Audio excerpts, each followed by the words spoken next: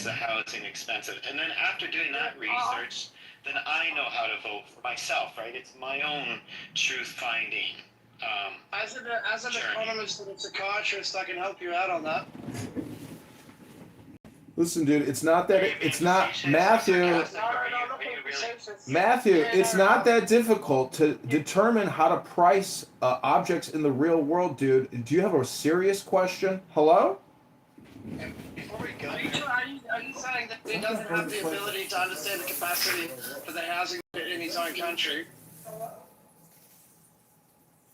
I mean, I don't think he wants to get into the details right now. I just real quick. Because you're in Canada right now at the moment, and I'm in Australia, and our problems have overlapping similarity. And I can explain to you. I agree with you. I can explain to you a few concepts based on the things that you were asking. So, but kind of so Russell, you weren't here earlier. I was just giving this as an example of how we're manipulated by politicians, because the politicians, if they're on the left side, they're going to say it's caused by these reasons, and if they're on the right side, they're going to say it's caused by these reasons. You know? For example, so I'll just give you a little bit of it's not really about the housing. Yeah, thank you. Real quick, it's more nefarious, Matthew. You're kind of just overlooking the whole thing. We expect our both sides to be doing what they're doing, right? Going back and forth, exchanging ideas, trying to figure this out by ourselves, like you're saying, doing our own research. But we have a group of people that are telling us nefariously that what we see in front of us isn't happening, right? And that's our own people. It's not even politicians. We're just talking about people showing up on stage. So you've kind of just glossed over it. This is way more nefarious than how you're interpreting it. It's not like, oh, well, we can't actually figure this out for ourselves. You know what I mean? We easily can. We just got people telling us very similar to what Marshall did, that we have to be objective, but they don't. You know what I mean? Like, you just kind of skipped over that. I don't understand why you don't understand that part of things. You just Yeah, Matt. No, I was just talking about. So my life philosophy is basically decisions as quickly as I can. Honestly, the only way for me to do that is to understand. Shit, 99% of the shit is what I don't understand. And so kind of knowing what to do in situations that I don't know much about. Right? So it's like housing before I vote either way, one way or the other. Understand the issue as best as I can. Strike the master chord. Constantly, 24 hours a day? Yeah. No, I agree. And so that's why I would always encourage everybody around me to forget the madness and the new situations and be as critical a thinker as you can. I mean, that's the only thing that I can do. Those people know what they're doing. These are very young people that are just showing up on the stage today. And they know what they're doing. Maybe there's those. I think I'm going to give them a credit. They actually know what they're doing. And I, as you as a Canadian, might just not get that. I don't know how else to put it. You're missing that part, because I think Joe, myself, you caught us 10 years ago. Yeah. Maybe we would be more objective or whatever, whatever. But we're at a point where it's like, you can't hold that standard without holding the standard to yourself, like Joe said. You know what I mean? The problem with my whole sort of left-right split, is that the people who I think that might be on my side actually aren't. And unless I understand any particular individual very, very well, I can never know if I'm being bamboozled or not. Hospital. Well, that's a you problem, my friend. If you know people know what they're doing, it's really not a good thing. app for so long, we know what people are doing. You know what I mean? So, well, I'm a bit confused. Why do we have to be so objective to that particular piece right there? Like, we're gonna call it. I'll be honest with you, Matt. I am a bit confused. Can you give me like a clear example of what you're talking about? I apologize. Well, were you not here for the ID discussion about, what was that, Joe, 20 minutes ago? 30 minutes ago, where we gaslit. It was right in front of him. Yeah, I don't. Yeah. No, he didn't hear the beginning of it, I don't think. There's no doubt that if you want to vote, you should have your ID with you. I mean, that's just for me, it's fucking common sense. We were gaslit that things aren't happening and like all this other junk.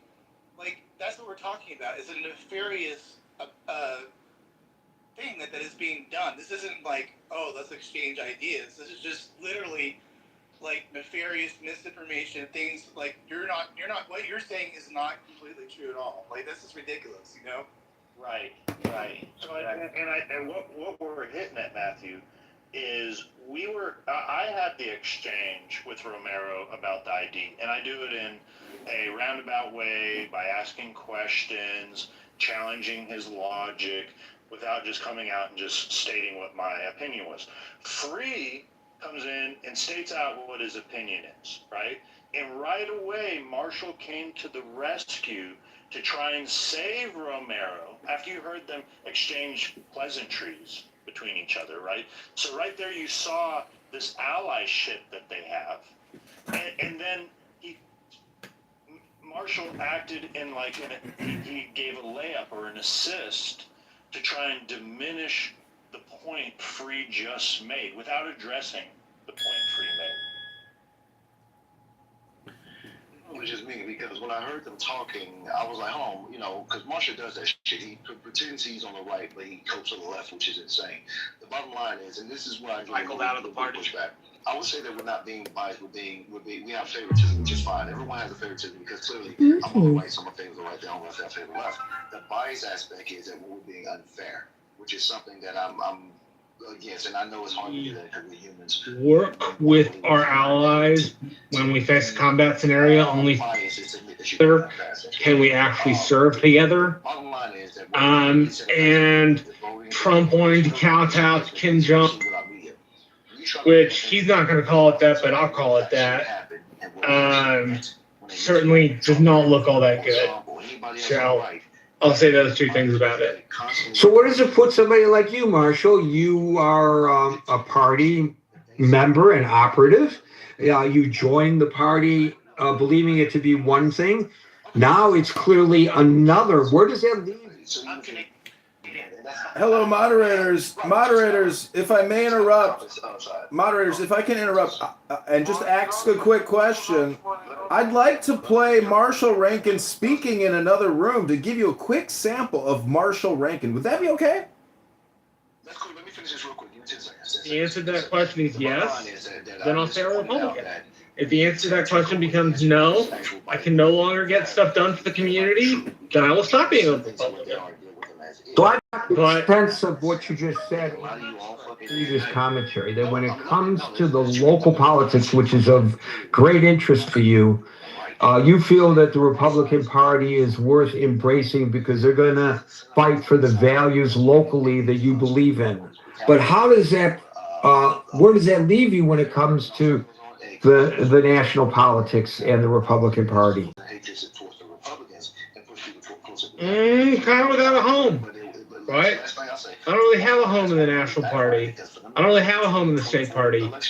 I can identify with parts of what they say, but I don't find myself identifying with the national party, say, the same way I did under W, right? And I wasn't even involved under W. I was just a high school kid. But I always identified more with national politics with W than I have with Trump.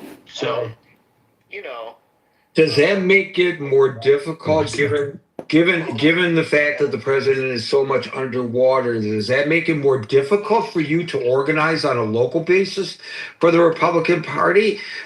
Because this is live. The symbol of the Republican Party is President Trump. He says he's not a Republican. Only under Bush. I pose the recruitment on grounds of national politics, yes. But most of the time when I recruit people, it is a, hey, come be useful for your community, right? We'll get you involved in some national state stuff if you want to be, but like come be involved for your community. So that's usually my pitch. And I'm not on the state board for the Young Republicans, so I don't really have to worry about the statewide messaging. But you don't get pushback from constituents on this? No, I don't. Now I get pushback from people in my own like Republican group, right? Like I know I'm in this one chat group where there are people who don't like Muslims and they're critical of Israel. And they just, they're bigoted. And it doesn't describe most people. It doesn't describe even like half the people in the group. But it describes somebody who likes to flap their gums. Like and Marshall. So, just like Marshall. Takes on a rather large voice in this. I have a question. They said that, so the doctor, I'm fine, but the doctor has to be left fine. All right, that's your sample of Marshall Stankin Rankin. Yeah, I didn't find anything wrong with what he said. The way that I see it is that Martha tried to remain independent-minded, I honestly don't see anything wrong with what he's saying there. What he's saying is that he doesn't agree. What he's saying is he's a man that's not prone to groupthink. Matthew, when you make your point, you don't then got to double down on it. You just made your point. You said there's nothing that he's doing wrong. Look, I clearly hear what is wrong, and this is why we have trouble with Marshall, is because he's, lack of better terms, a wolf in sheep's clothing. Okay? Hey guys, I've just joined mid-chat. We're mocking people. We're mocking people who we think are wastes of time, like Marshall Stankin Rankin. There's no need to actually destroy anybody's identity or character or history. The fact of the matter is, if you listen to retards long enough, you realize you are the retard. So, in politics, we have to be transparent. We have to be accurate. We have to be truthful. And really, if you go around parading as a Republican, but yet you shit all over Donald Trump all day, in every way possible, including his administration and all people that work with him, you are not a Republican. You are a faggot retard walking around claiming that you are a Republican. Like it was under Reagan. But I would also, without changing the subject, Jerry, I would also put the question. I didn't realize Alistair was being sarcastic. No, Matthew, I don't think the mods of this room are faggot retards, Matthew. I think you are far more of a faggot retard than the mods are. That's you. That's you, Matthew. Hello? Hold on. I know him well enough. Yeah, so listen, Edmund's one of my favorite contributors. It was just an hour ago, Edmund, I was hailing your wisdom right here in front of Matt. Isn't that true, Matt? So, no, actually about similar to what you just said just now about Clubhouse and about having the same conversations all the time on Clubhouse. But Matthew, listen, do you take these conversations at face value as if it's just a group of people that care about their society and world around them, or do you think there are people that are advancing narratives for their cause? I think there are both of those things. I think what's happening is that people believe in the narratives that their politicians are feeding them, that they come on this app. It's a tiny app, tiny audience, so it won't really make much difference at all. And they will try to advance their cause. My cause is all I want people to do is to take up each issue as an individual thing, research the fuck out of it, and make up your decision for yourself. I will assure you, Matthew, 99% of the speakers in American politics are saying and acting and behaving in certain ways to advance their cause. That's it. It is not an objective discussion between civilians that just want to have a better society. Unless you're in an echo chamber room of like-minded people discussing a topic, and this is why I'm such a huge fan of echo chambers, is that's when you actually get to have fantastic conversations and be objective. But when you have marshals, which are wolves in sheep clothing, pretending to be Republicans, and you have Democrats on stage with this moral superiority complex, they're constantly playing off each other when a great point is made by a right-winger to instantly come over the top and diminish what they just said, or move the goalpost, swing the conversation to another direction. I don't know if you see conversational debate the same way that I see it, but I see these moves and I hear these moves. I see it differently. Okay, I see conversational warfare occurring. People advancing, people sidestepping, people redirecting. I see these moves that people make. Now, sometimes on Clubhouse it's blurred with substance abuse, so and crash out emotion. That's funny. Right? That's true. But this isn't really the top tier debate team that we're having here.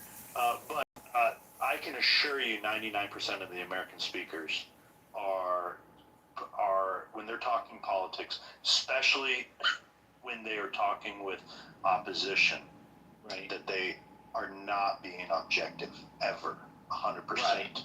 Right. And Joe, my thing about politics is like I don't care how other people vote. I like if there's a tower going up in my neighborhood, what the politicians tell me, I couldn't give two fucks, because I know they're already bought off. Like you're saying, right? They're bought off, right? 100% they are.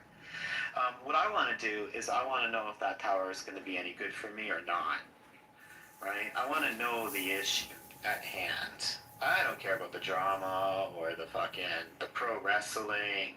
I don't care what the news says. I know they all got their reasons. It's all corrupt. I want to know, when that tower goes up, is it actually going to be beneficial to me? In what way? Yes or no? Forget all the fluff. Get right down to it. That's I think that's important to do. I think sometimes we get too caught up in the wrestling, and we get too caught up in the team sports, and sometimes we don't even know what the issue itself is, right? It's just like, you know what I mean? It's like it's like, it reminds me of this book. It's called The Society of the Spectacle. This dude was talking about how things that we used to experience directly in our lives, like firsthand, it's all our firsthand experience with thrown to the side, and now we turn into spectators, and they'll feed us an issue on TV and in the information system, and they'll give us and all that information is eventually replace the real thing, but I want to know the real thing. I don't care about the drama and politics.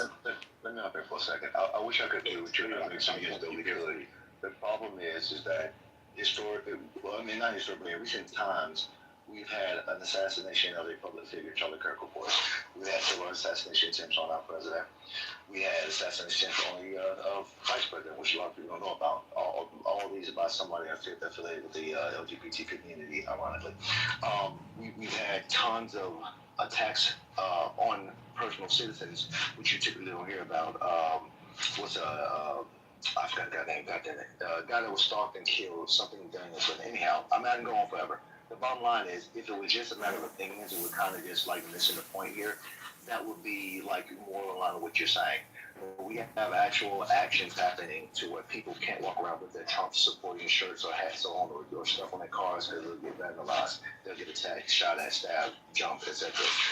These are real world things we have to respond to, because that side has been radicalized to where there's little to no tolerance for people who disagree with them, even in their own space. So you want a safer society? I'm all about that, bro. I lived in Japan a long time. My wife's Japanese. It's super high trust society, but I'm telling you, you can leave your I literally forgot my wallet in the middle of Shinjuku fucking station. 3 million people. I don't want you to get the point I'm making. I'm not saying, no, not just about a safer society. It's about a certain ideology that's promoting violence towards another group and people outside of that group, right? That's cultish mentality. So it's not just a matter of safety, right? Because we always wanted safety, like that's always going to be the case. The problem is we see a hyper radicalization amongst a certain mentality that happen to have a political lean to it. So the BLM riots, the Antifa, I mean, we go on forever. That's why we can't see eye to eye on some of these issues, because it's not just a matter of political ideas. It's actually a actual war that we're kind of being passive about. Because I'm going to land on this, I don't say a lot of points. When people say it's happening on both sides, that undermine. It's like saying, hey, women great men too. It's like, what? Like, yeah, well, that happens sometimes, but nowhere near as much as men great women. So when someone say both sides rape each other, it sounds dumb. You know, so yes, both sides commit some level of violence, but clearly one side is doing it far more to the other, and even almost their own. So like we just have to be, straight up with that type of observance. Yeah, no, I think the greatest thing any society I can ever do is create a high trust society. Honestly, that's like the ultimate goal. That's what you want. You want people, you don't have to lock your doors, everybody trusts each other, where you can walk in the most ghetto, most quote-unquote dangerous place in the entire country and be completely free. Because that's real freedom, when you don't have to worry about it. But Matthew, Let's get Mr. Edward. Mr. Edward. The question is like how best to do that, right? Like what is the best way to do that, if I can share with you, Matthew, this is my observation when you say high trust. If you can't trust yourself in a society, you individually, it's going to be very difficult. See, for me, people have a lot of intentions. So I judge results as well as people's intentions, all right? I ask myself these different questions and I put it down in the chat, right? If there's a policy that's out here, does it produce results? Exactly. So watch, if we talk about employment, okay, does the government produce employment? No, the person who opens a business hires people, okay? Inflation or crime is committed by the individual, okay, including the government. If you are insider trading, if you're doing bad stuff, or you got bad intentions, you're still doing that. Even educational outcomes. These schools in the United States who only want a certain number of students and they're screening them. What about our government spending? And I believe that all happens at the local level, okay? Now, right now, if you look at the U.S. border enforcement, we got people in the United States who believe that ICE should be removed. Okay? Now, to me, this is the most craziest thing on the planet. Who want to live in a society where there is not enforcement of laws? So now we just get rid of all our laws? And is there anything called national security? So what I do, and I'll give you this, and you correct me if I'm wrong here, and it's for everybody, a simple standard for citizens can carry every political discussion if we want to really talk about it. What are the facts? Okay? What are the facts that we can all agree on? Whether you, quote unquote, on the left or the right, or independent or whatever. What are the facts? That's the thing. Go ahead. You said it. Yeah. Because hey, facts do exist. Yes, right? they do. An economy is good. A city is doing good for very specific, objective reasons. Correct. Yeah. But watch this. Watch this. This is a fact. Okay. The thing is the politicians will always spin it, right? That's the problem. I know, but again, it's hard to get to. No, it's not. Let me finish. Watch this. What is the constitutional principle of what I'm believing? Right? There has to be a constitutional principle that if the politician is not basing everything on that principle, then I don't have to believe it. And then what is the evidence? Yeah, sticking to the economics, right? I mean, if a city's doing real well, a simple thing, what you do is say, hey, system over here. Let's see how that works out over here. Let's do what those are doing. Forget, the Constitution stuff, the political stuff. No, just hold on one second. Hold on 1 second. Maybe I said that wrong, right? But let's say I don't know, road system or a train system's doing real well in one city. It's could just copy that, and you know everything has its own logic, right? Like the reason, like a plumber, he thinks like a plumber. He understands that system, right? Economists think in terms of economics. So yeah, I do believe that the specialist should handle the problems. Well, the problem I didn't is say the specialist. I didn't say the specialist. well, the specialist, you know, he knows most about that thing, right? Like I don't know what you did for a living, Joe, but I assume you specialize in something for sure. Yes, you know? correct. Right. But some people, you know what some people specialize in? Some people specialize in government. They want the government to support them. Okay? Yeah. That's what they specialize in. So for me, I'm not going that. You're arguing differently. So watch this. This is what I say. If a political party right now is in place, would we apply the same standards to each party in power? I don't think that is. No, we should, but it's not happening. Yeah. So I don't want to eliminate disagreement because I believe in clarity over agreement. If I'm going to disagree, this is what I want. I want to be more informed, not less informed. I want it to be consistent, and I want it to be intellectually fair, where we are actually talking about the same thing, which is essentially self-government. I don't think that a lot of people believe in self-government. I hear, and Matt said it earlier, we got a lot of people here that are just talking a lot of things, but they don't know the biblical principle. They don't know the constitutional principle. They don't know anything. But you know what they want? They want their government to do everything for them, and that's just wrong. Okay? I am responsible for my life. There's no government entity anywhere, whether it's Japan, whether it's England, Israel, America. There's no place on planet Earth that's going to be more important than what Edward decides for his life. And if I believe that my local mayor or my local senator or the assemblyman or my governor has my interest in mind more than me, I would be fooling myself. That's whose goal. And I land on this, Matthew. The reason why I love America is that our founding fathers put the responsibility in the hands of the individual. And unfortunately, we the people have gotten away from that. I want to give a hypothetical, Matthew. Imagine, I'm going to ask you a question. Will you play along with my hypothetical? It's not a gotcha. No, 100%. Yeah. It just demonstrates a point. I'm not going to try and fool you. You imagine you're a king of a territory with subjects, and your subjects are complaining about the sun is burning their skin, and they cry out, "King, King, I work in the fields and I come home with my skin aching. Is there something you could do to the sun?"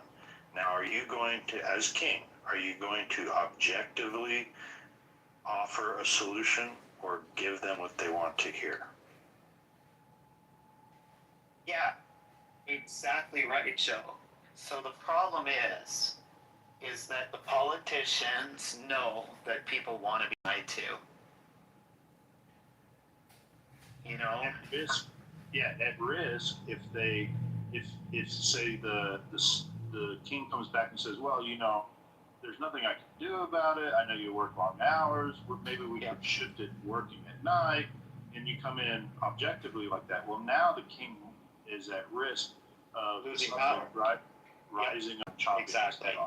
And someone else coming along and saying, hey, look, I have the power to control the sun, and I can prevent the sun from burning your skin.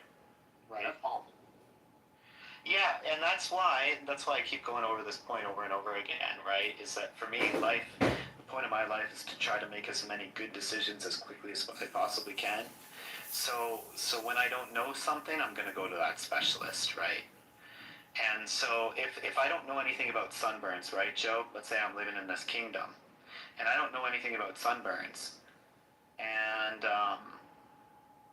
the king says, I'm gonna, do the magic Wookie dance, and then nobody's gonna get sunburns. Just vote for me next year. And everybody around me is in this kind of hypnotic state, and they're like, yes, the Wookie dance is gonna save us. He's our king. He's our man. He's going to save us. And I consult with the specialist, and the specialist says, well, man, the Wookie dance is not gonna do any good. But then another politician comes along and he says, hey, you guys have to go out there and plant trees. And then, your generation is going to be sunburned, but the next generation is going to have less suntan because, they're going to have the shade to rest under. I want to know, the first thing for me to do is to get to that truth. So I want to know if the politicians are feeding me bullshit or not. Right? That's all I can do. Yeah, but in reality, a lot of the issues we have is that specialist is making money from the king. They're being paid by the king, or customers of that specialist are being subsidized by the king. Yeah. And then that specialist has an incentive to cover the king's ass and says, well, you know what? What if he lies to you? So what comes back to Mr. Edwards' point is the only one is you. What about you becoming your own expert in sunburns? Yeah, to be able to discern what it is. And that's really the only real path, because it's really hard for me, there are good people up there. I get it. There are good people out there that are not, they're not agenda based when it comes to certain topics, right? Certain issues. And you hope when you go to that specialist that they're doing it for humanity, and they're not doing it to enrich themselves purely off of lies, right? Or to hold the power structure of the king and his round table, right? Right, exactly right. So, where sometimes we end up fooling ourselves is, certain issues like economics are very, very complicated. They genuinely are. There's so many reasons for so many different causes. There's so many reasons for so many things. It's such a complicated world. Wow.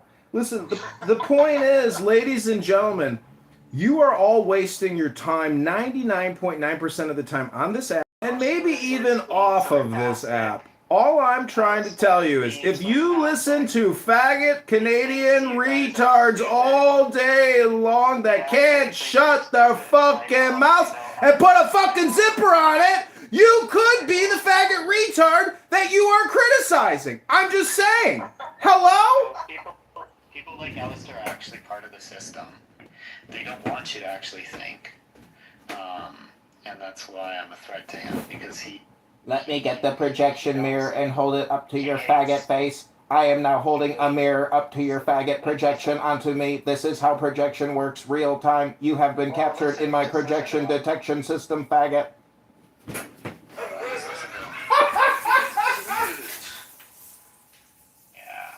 So there it is. He's fucking hilarious. John Kitover by far spends the most time on his app. Yeah, he does. Because he thinks you guys are fucking idiots, that's why. I know he's being sarcastic. Like, he has 3 rooms open right now. Anyways, I always encourage people to do as much... Something there, right? See, he has tens of accounts. There's an entire system, information system, that really doesn't want people to think. It wants them to be entertained. It wants them to respond to the information system, to the spectacle. There's an entire system out there that wants you to make... Matthew, when was the last time somebody told you that you're just a fucking gabber, bro? You are a faggot gabber. When are you going for your power walk? Hello? He wants you to believe, or he You're a thinks faggot he does, gabber. That the information system is an actual stand-in for reality, but it's not. we're being constantly fed lies, like all the time. More so simplifications, oversimplifications, and politicized reason, you know. But anyways,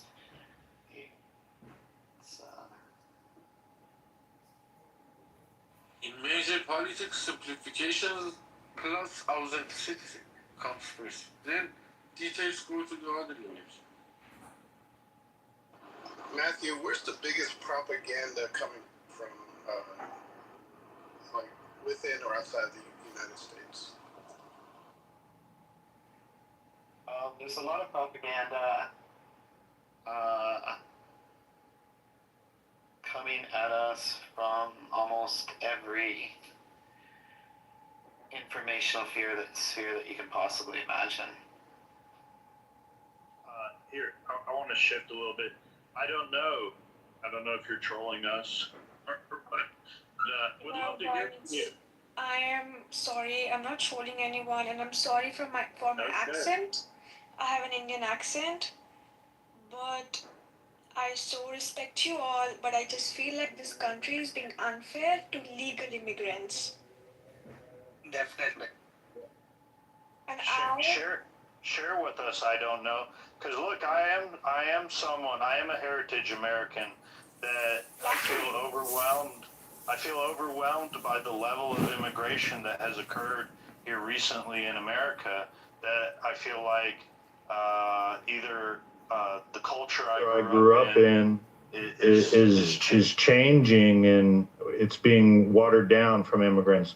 So I share those fears that in turn make you fearful. And I'd love to hash that out with you and want to hear your take. What is it like being an immigrant? So, 29 years old. I came from India. I am doing a master's here, MBA in finance. And all I am hearing is that how US doesn't want immigrants. And I am okay if the US doesn't want criminals, rapists, illegal immigrants who just cross the borders, break the law and everything. But legal immigrants like me, because I'm on F1 visa, I just feel so unwanted, and I just feel like since I've come to this country, I've lost myself. Because I used to be so outspoken, I used to be so nice, so outgoing, such a happy person when I was back in India. But since I have come to this country, I just feel like nobody wants me here. Should I even open my mouth? Because I have an Indian accent. Like, because I thought America is, and it's still such a great country. All the other countries in the world are not as great as America, right? Immigration, not only America, but also other countries. Indians are a big part of American culture. Immigration issue in the excellence place. Can I ask a question? Experience. Sure, but guys, I just have a request. Please don't roast me. I'm sorry. I just can't take it. No. Why come? So, look, in India, there's so many great institutions, IIT, BITS Pilani, so many great institutions. Yeah. To come. So why US? Why not go there, make the country better over there? I'll tell you. So in India, what happens is there's a fucking caste system. So I belong to upper caste, which is bullshit. So now there is a quota system. If you belong to a lower caste because you were oppressed sometime, which is also right, so if somebody from lower caste scores 69%, they get to go to the IAM, IITs, bigger colleges. But if a general caste, that's me, if she gets 70%, she will still not get into the bigger colleges, you know? Yeah. And then for me, my father is a retired army person in India. Now, as average, I would say that I have been above average in India, but I was not able to set up my own business or get a government job in India, okay? Which you have to do a lot of competitive exams and clear some rankings and all. I couldn't do it, right? Because I was just an average person. And then I did my MBA in India and I started to work in corporate sector. But there was no respect for me. So what you US, I'm sorry. In US, even if you work in Taco Bell, McDonald's, Burger King, even if you're a truck driver, everybody respects everyone so much. It's such an amazing place to be. Hold on. I just want to ask you. I just want to go down this rabbit hole with you. So So just to be clear, what you experienced is what U.S. called for a long time affirmative action. A lot of people that were considered lower, quote unquote, were getting into and that's quote unquote because I don't agree with it, but they were somehow considered lower. They were getting opportunities that people who were well qualified weren't getting. We had that for a long time. The current administration got rid of that. Just like, that was something that was happening for a long time. People objected to it. You see the exact effects of it. Those of you who supported affirmative action, she's giving an exact example of how that can discriminate against people that are qualified in favor of those that may not be, just because they want to meet certain social quotas. So yeah, whatever you want to call it. But a few other things just to let you know, right? It go to an average. You see, one of the qualms here in the U.S. is if highly skilled people are there in India, they could make India better. For example, there's a company called HCL Technologies. I'm sure you're familiar with them. They do a lot of work in India. They actually use something. They also. Am I interrupting you? Yeah, just let me finish. Okay, sure. Sorry. Go ahead. One thing. So they do a lot of work in they used to work in the US, do a lot of consulting in the US. They moved out with the focus of saying, let's make India better. Every immigrant I've spoken to who comes to the US, every person who's come from India, the number one thing they say is the opportunity to make money is so much greater here in the US. Therefore, that's the reason I came. And that's what bothers me the most. You didn't say that, but that's what bothers me the most, because there's opportunities to make money in India. And I know a lot of people have made a lot of money. Yes, so I'll tell you. So my problem is for example, if I was a US citizen, right? If I didn't even have a master's and I just had a bachelor's degree, I would have still been able to make a living for myself, right? But in India, either you have to have like a good business, either you have to have like a government job, or either you have to be so top notch in your academics and your professionalism that you are such a genius that you can get into Infosys, Google, Microsoft, HCL, L&T and everything. But what about the people like me who are just above average, like who just want to live a normal living life, So do you see that now, the dilemma? Now you said something really important. Do you see the dilemma here? You're saying, okay, well, I want to come to the U.S. and I want to displace the average American who is average here in the U.S. and with the companies that want to hire those average people, I want to displace those Americans and take away their job because I want to do it.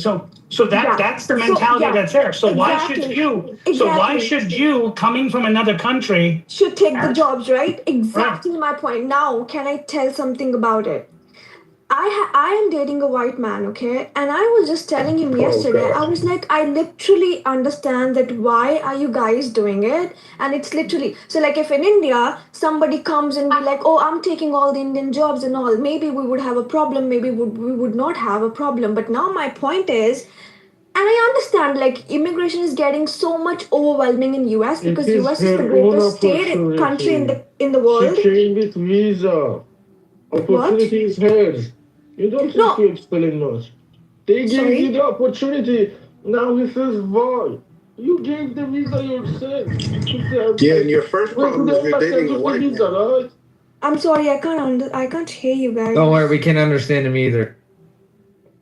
So my point is saying that the right is yours because you already have a legal visa. Forget. See, Peter. Peter. My point. Already considered before. See, my point is if you have to get a US visa, like I don't know about the illegal routes, but if you're taking a legal route, so for example, I'm an Indian, so I had to do my biometrics, and then I had to go to the US embassy in India and fucking clear an interview where there was technical round they asked all the So I did that, and then they gave me the visa. They could have rejected me as well, right? But they thought like she's a good candidate for a student and all, so they gave me the visa, and I have a visa for 5 years. Which is understandable. Now my point is, I have nothing against US, but my question is, if the US doesn't want immigrants to come here, right, to get a job, to have everything, like whatever, if they still want the immigrants to come here, like the tourists to come here. B1 visa just to like be on a vacation for 6 months and just go back, that's fine. But at least US literally should be like, hey, listen, the world, we are not issuing any immigrant visa. End of the story. You think if this was the rule in 2024, I would have ever come? No, that's my point. You hate immigrants and then issuing the visa as well. Nobody like, says you hate immigrants, but see what you're missing is this. By the way, just to let you know, I know a lot of friends of mine who left India, came to U.S., and their kids get cards in India. I can't hear you. So Aadhaar card, for those who don't know, Aadhaar card is like similar to Social Security in the U.S. And India is not even allowing people of, mom and dad, both of Indian origin. In the U.S., we don't want to give that person benefits. Therefore, we're not issuing them because they're an NRI. We're not giving them an Aadhaar card. So India itself. I'll tell you. Hold on. If India itself is willing to say, I don't want to give someone on foreign land these kinds of benefits, why are you demanding a foreign country to say, hey, let me... See, I'll tell you, when a student comes, so like, I'll tell you, when I came here, I paid $50,000 for, I'm not saying like US owes me something, I'm just telling you, like immigrants, I don't know about illegal immigrants again, but I am not a burden on US economy. You know why? Because I paid $50,000 for my MBA, then I paid my everything, my living expenses and everything, and I paid $800 every semester for my insurance. I haven't, so like we had to pay $250 every 6 months for my pantry, and the pantry food for so shit that I still had to pay $250 because it's no exception, but I never used the pantry food, So like, I don't know, like, how am I burden on US government? In fact, when I worked on campus for 20 hours a week, I was paying taxes. Yeah, it doesn't matter. That's what the rule of the land is. I have American friends, white friends, who went and got it. Okay, sorry. Go ahead. On behalf of a country, are you the governor? You are president in front of her. Okay. I have no idea what he's saying. I'm sorry, I can't hear you, Peter. I'm so sorry. You are not the president. Me? You are not the government. Me? You're talking to me, Peter? Yes, he's talking to you. Talking to King. I'm sorry, Peter. Of course, I'm not a government. Of course, I'm not a president. Hold on. So what we need to do, guys, is never. Hold on. He's talking to King. That's what he's talking to. But King, one of the things that we all have to do and be very careful, someone who's coming to the United States legally and doing it correctly, because we do allow 1.2 million people to come to the United States every single year legally. Okay. What we have to do is be careful that we don't throw everybody into the same bucket. Okay. Yeah, I agree, Joe. I think a lot of times what we like to do is we miss out on the fact that she's explained to you that she pays her own way, she's doing her own thing. And another thing, one thing I don't want you to ever do is don't disclose who you're dating, who you're not dating. You're dating a man. Just be happy that you have a relationship with someone. So Edward, hold on, Edward. Edward, I have a couple. Let me finish. I was talking earlier, and then anyway, go on. Well, I didn't cut you off, so. Yeah. But all I'm saying is this: as an American, one born on the soil, I do like the fact that people come legally. I have a challenge when people come overstay their visa or they came here illegally. We even got Americans now supporting illegal behavior because they don't believe that we are a country of laws. That's the difference. And I respect someone who chose to come that way. Go ahead, King. Yeah. So it's a couple of things that, Edward, to be clear, right? I'm not saying that, she's saying she paid. Well, yeah, you have to pay your way, right? You have to pay your tax. You have to do all this stuff. But just because you came here on a student visa doesn't mean that you have the right to get a job and that they have to hire you. Okay, just because you did. Hey, hold on. I'm not done.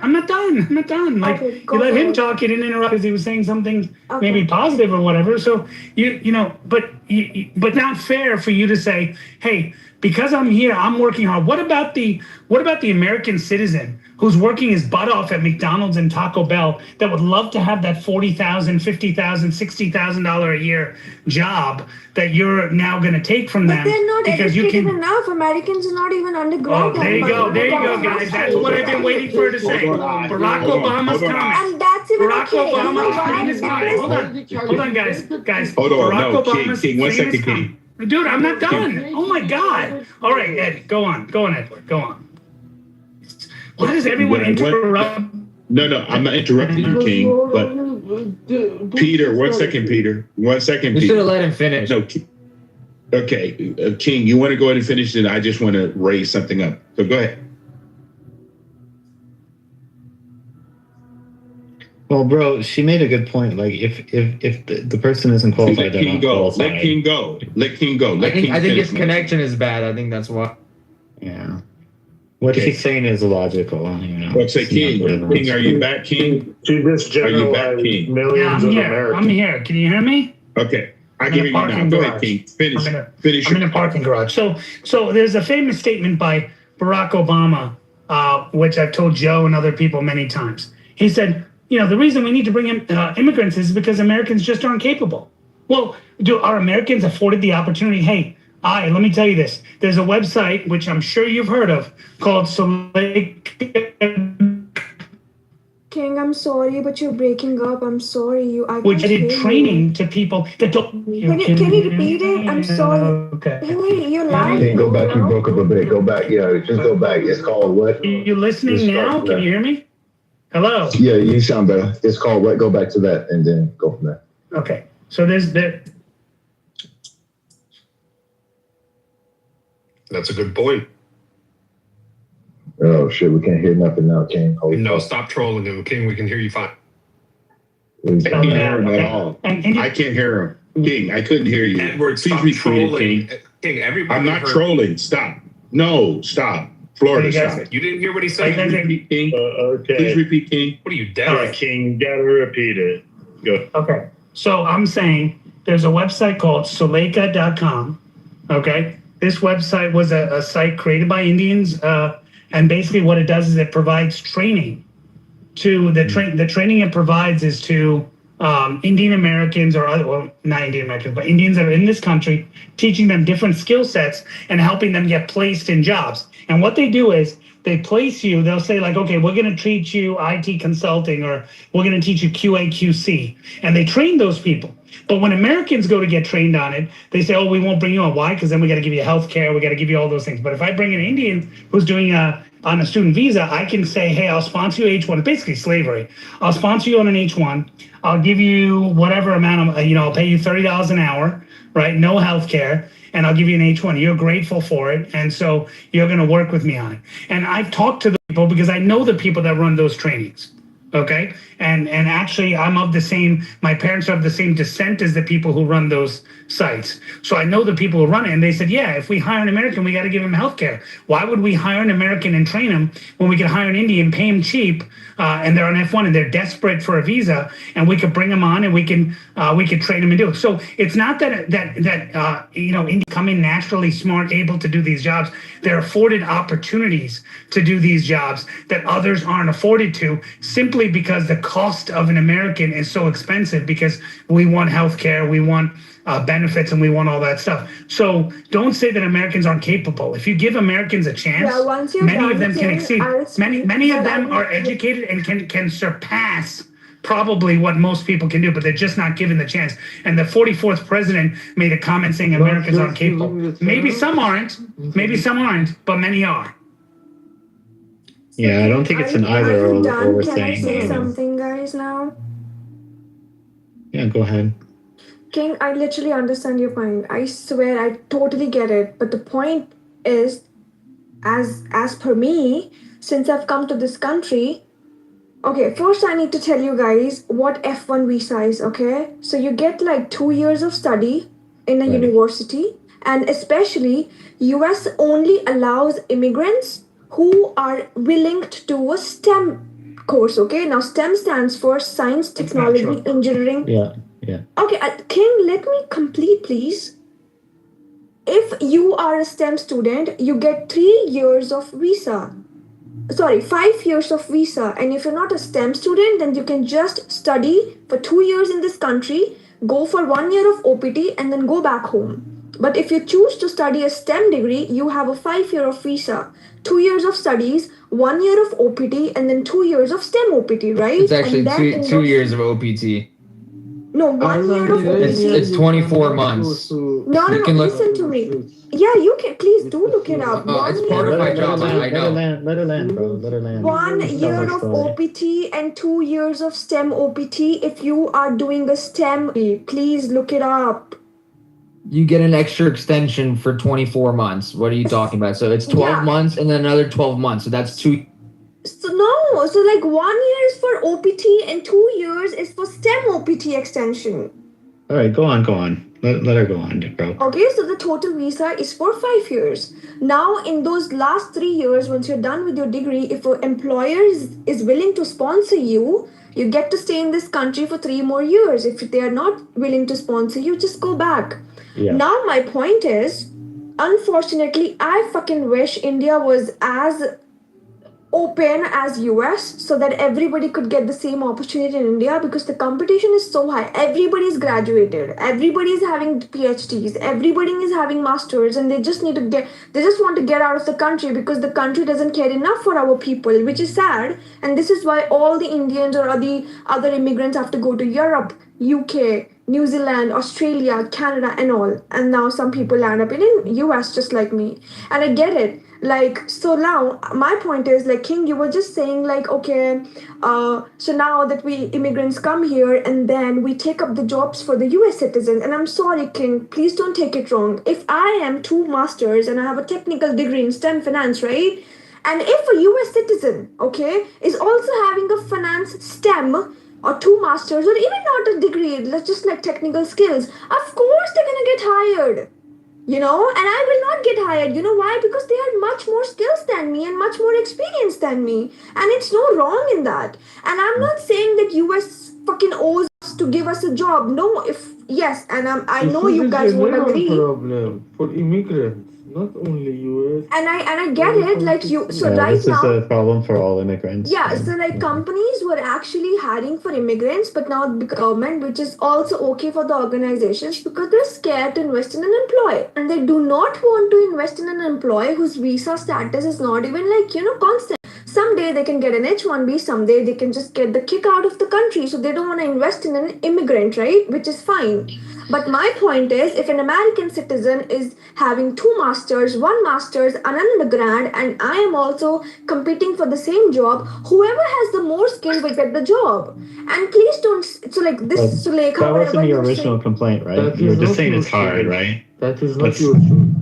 Yeah. It's really hard. Like, look, I get it. He raised a good point. He raised a good point, and it's a true point, right? About yes, he did, but I feel like it's not even easy for immigrants, it's hard as well. I thought you landed. So 2 things can be true. Two things can be true. Two things can be true at the same time. Because on one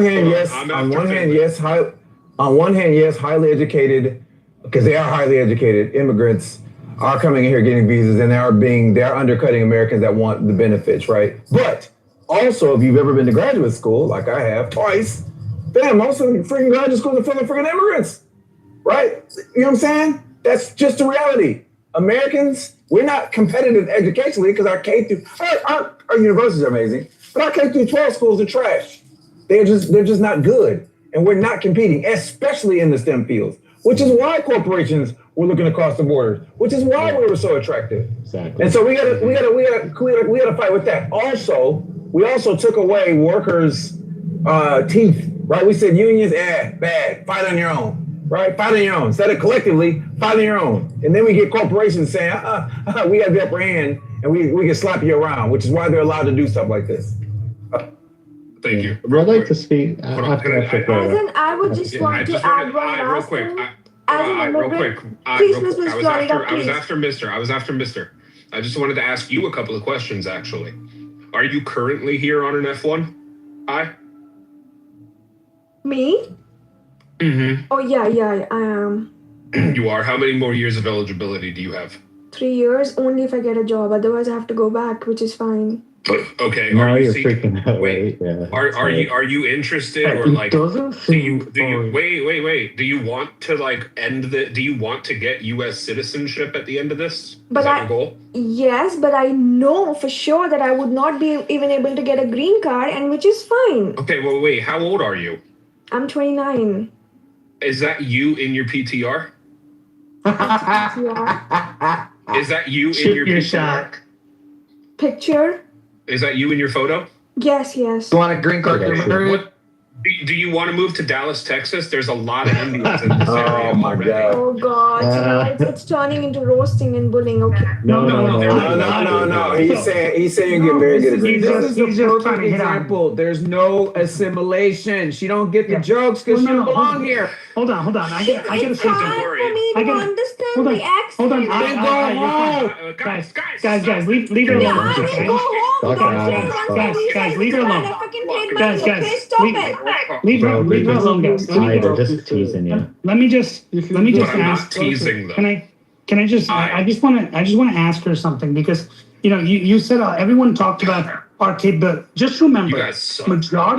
majority of the immigrants who come from India and other countries and have these 2 master's degrees don't end up working in the 2 master's degrees or jobs that require the 2 master's degrees. They get jobs as Java developer, QA tester. They get those jobs initially because that's how they get their visa. Then they build themselves up and go into the larger jobs. So what I'm saying is, give me my that. visa doesn't allow me to work anything other than financial analyst, business analyst, data analyst, or treasury analyst. Exactly. That's the need of my visa, guys. See, all He's trying to make the argument that you came here under lesser circumstances. No, Put that's yourself not up what in I said. America. That's not what I said at all.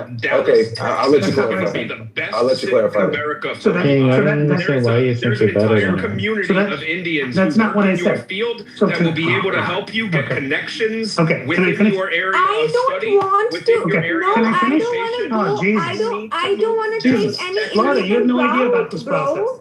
I don't want to take any illegal route that Correct. Indians So take. I just to be I have to clear, stay in this country. It's Just to be 100% clear. legal. Go and They look have at real Google online business analyst training. Okay, you'll find a bunch of Indian consulting companies that train people to be business and financial analysts.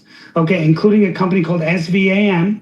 Okay, they actually do shady stuff like training. They'll do the interview for you. They'll do other Yes, things. and I like don't that. want to do that. It's No, but scary. hold on. But 60 to 70% of the people come in this country. I'm not saying you are, to be clear. Okay, so the problem is that when people are doing those things, and you just admitted, yes, they do that. They do the interview for you, throw you in the job. Do you realize that they don't give those opportunities to white people? They don't give those opportunities to people who are here. Why? Because if I give them, they can ask me for medical insurance. They're going to ask me for other stuff. I'd rather bring I an already Indian have an insurance. who can make it. No, Just because you don't want to do it, don't say it Yes. doesn't happen. So the fact is that it happens, and what they do is they cheat these people, and they're Yes. basically treating them like they're Yes. treating This immigrants is so as slaves. wrong. But Yes, hold on. Those opportunities are not available for Americans. King, why is to that the build their immigrants' fault? profile. Can I hold on? Can I finish, Finley? Can I Yeah, finish? So the it's point not- is it's that not the immigrants' can I fault. can I That's the finish, point, bro. Matthew? Can I finish? Well, what's your point, bro? So the point is that opportunity is not available to you today, Matthew, to build yourself up. That's not and grow. her fucking. No one said it's Yeah, her problem. Well, he's not Oh my American God, you're an anyway. idiot. So. No one's talking about King. it. but we're talking about her. No one's Okay, talking about you in this problem. No, no, it's talking fine. about I her, know, though. I know. You're talking about. She's the more whole- American I'm than saying Matthew. about the process. But I don't understand. I'm sorry, King, but I don't understand. Okay, American citizens, no matter what race you are, you can literally study and work. You get your studies completed. You can work in any country you want. Because you are a citizen, That's not which is true. good. You are lucky. Not in any country. That's not true. No, I'm saying. I'm sorry. we I'm sorry. do have- we You can do have work a in massive- any. You can work in any field. Like I'm just saying that. So can you? And by the way, you we could do- be a we pan do- walla. You could be a chai walla. In We India, can- we- you could do we whatever do- you want. we You just do- don't we want do- to do those jobs. That's the We whole do point, have a- King. we I do didn't have a want to mass- be a we do have a chai mass- and stuff. This is why I came to this country. Wait. We do have a massive. Hold on, guys. Do you see what she just did? She's saying that Americans can work at McDonald's and Taco Bell, but she doesn't want to be a roadside. She doesn't want to be a roadside vendor. Listen to me. But the reality is, no. but the reality is, Listen, if an immigrant comes to this country, they are only allowed to work on campus. Now on campus, if there are enough jobs, the only way they can get a job is if But you're saying right? the benefit of being Americans is that they can work anywhere. That's what you said. No, she's saying she's limited. No. I wish Exactly. I was able to work at Taco Mr. Bell, Finley gets it. McDonald's, Burger King, so that at least I could work 40 hours a week and pay my own rent, and my parents didn't have to pay for my shit. That's what I'm saying. America's so lucky, bro. Come on, I don't hate any. Even if I go to India, I will always tell everybody America was so great, and I should have simple. Wait. She raises. But in India, she raises a good point. In India, if I want to work in a Burger King, I'm not fighting you. I'm not fighting you. That's not What I'm saying. You can work as a chaiwala and a panwala. Hold on, King. Just don't Hold want on, King. You got you made your point. Respond. Yeah. What do you know about how India works? So listen. She raises a good point, and the issue that I've always had with us and immigrants is that we blame the immigrants for coming here to work. No one. Right? Give us visas, bro. Let me finish. I'm on your side, young lady. I'm on your side. We blame the immigrants for coming here to work. It is not her fault. It is not Indians' fault that the greedy corporations are undercutting us to pay them less. That's not her fault.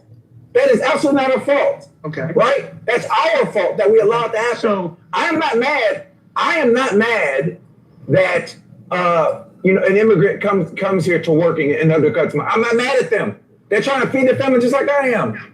Right? That's not their fault. But why do we get mad at them? That's what I want to know. Can I explain to you now? Okay. So I'd love to know why you're mad at them. Let me explain to you, and this will easily make sense. There's people who take advantage. There's people who take advantage of the process. I'm not saying I is. To be clear, before you guys start trying to accuse, it's not her fault. No one's saying it's her fault. She's probably one of the very good ones, okay? She sounds like a great 60 to 70. In fact, she sounds There's like... a few of us in the chat saying it's her fault. Oh, God, can Florida just shut the fuck up? Dude, okay, so if you take 60% of them, they come here knowing, okay, you know what? I can easily get a job in the U.S. versus getting a job here. So I'm going to immigrate to America and get that job. But it may not be in my exact area of study, but hey, I can get an opportunity there. But what the problem I'm saying is you're applying for an opportunity that others don't apply. And by the way, Finley, just to let you know, the companies that are doing this, that are doing the training and giving them the jobs are not American companies. They're run by Indians who come to America and say, holy shit, I can bill Accenture, I can bill Google, I can bill them by giving them a $30 an hour. Hold on, I'm not done. Hold on, I'm not done. So they can give $30 an hour. They can say, hey, I'm going to pay this lady $30 an hour. Wow, I worked at one Publishers Clearinghouse, and they actually I was in the IT, I was at program management. They brought this guy named Ayappan in from South India. The guy was so excited. He came to me, he goes, Naveen, I'm here. He's a senior developer. He was getting $24 an hour. He said, Naveen, I'm getting $24 an hour. It's amazing, 24 by 70. Look at how much I'm making. I said, dude, you're converting it to rupees. You can't make any money here in U.S. on it like you can. He goes, no, they're putting 3 of our families in a 1-bedroom apartment. I come every weekend. He takes me to get. He takes us to get in. I'm not done. I didn't cut you. I didn't cut you. They provide him a car. They go pick up food. They say, oh, I go to Patel Brothers. The car to Patel Brothers and does it. So the whole point is the fact that Americans aren't willing to work for less money because we don't want to take a pay cut. What sounds like what Finley is saying is, hey, Americans, be willing to work for less money. That's not what I'm saying. Healthcare. That's no not what healthcare. I'm saying. No, don't do that. No healthcare. Absolutely not what I'm saying. So don't you dare. Don't Trump do that. I'm not done. So Trump and Tom Cotton proposed something that every Democrat was against, where they said raise the pay limit for all positions, including H-1B, to 100,000. Like what unions did. You know what? Honestly, and guess what? They stopped I feel like all the immigrant visas should be fucking cancelled, and we should all be sent back to our country. Anyways, because visa is a privilege, not the right. Donald Trump is a warlock criminal. I'm gonna start dumping people. I'm dumping people now. All right, King, did you finish? You got to let King finish. Yeah. So Tom Cotton and Donald Trump proposed in the first term a executive order that raised the limit, saying 100,000 is what you should pay the salary for these people. The companies went nuts. All the small Indian consulting companies, 60% of them went out of business. Trump left. That executive order was rescinded, and boom, the staffing went up, the H1s went up, the F1s went up. It went nuts because they were like, okay, we can bring in these people, and again, pay them 25 or 30, right? Bring them into the country, even for a short term or long term, or bring them on F1 and hire them because they're desperate to stay here. And these companies are taking advantage. But they're not companies like Google that are American companies. They're not those companies that are doing it in Finland. These are Indian consulting companies that are called tier 2 consultants that basically hire those people and say, I want you to basically say, you're my slave.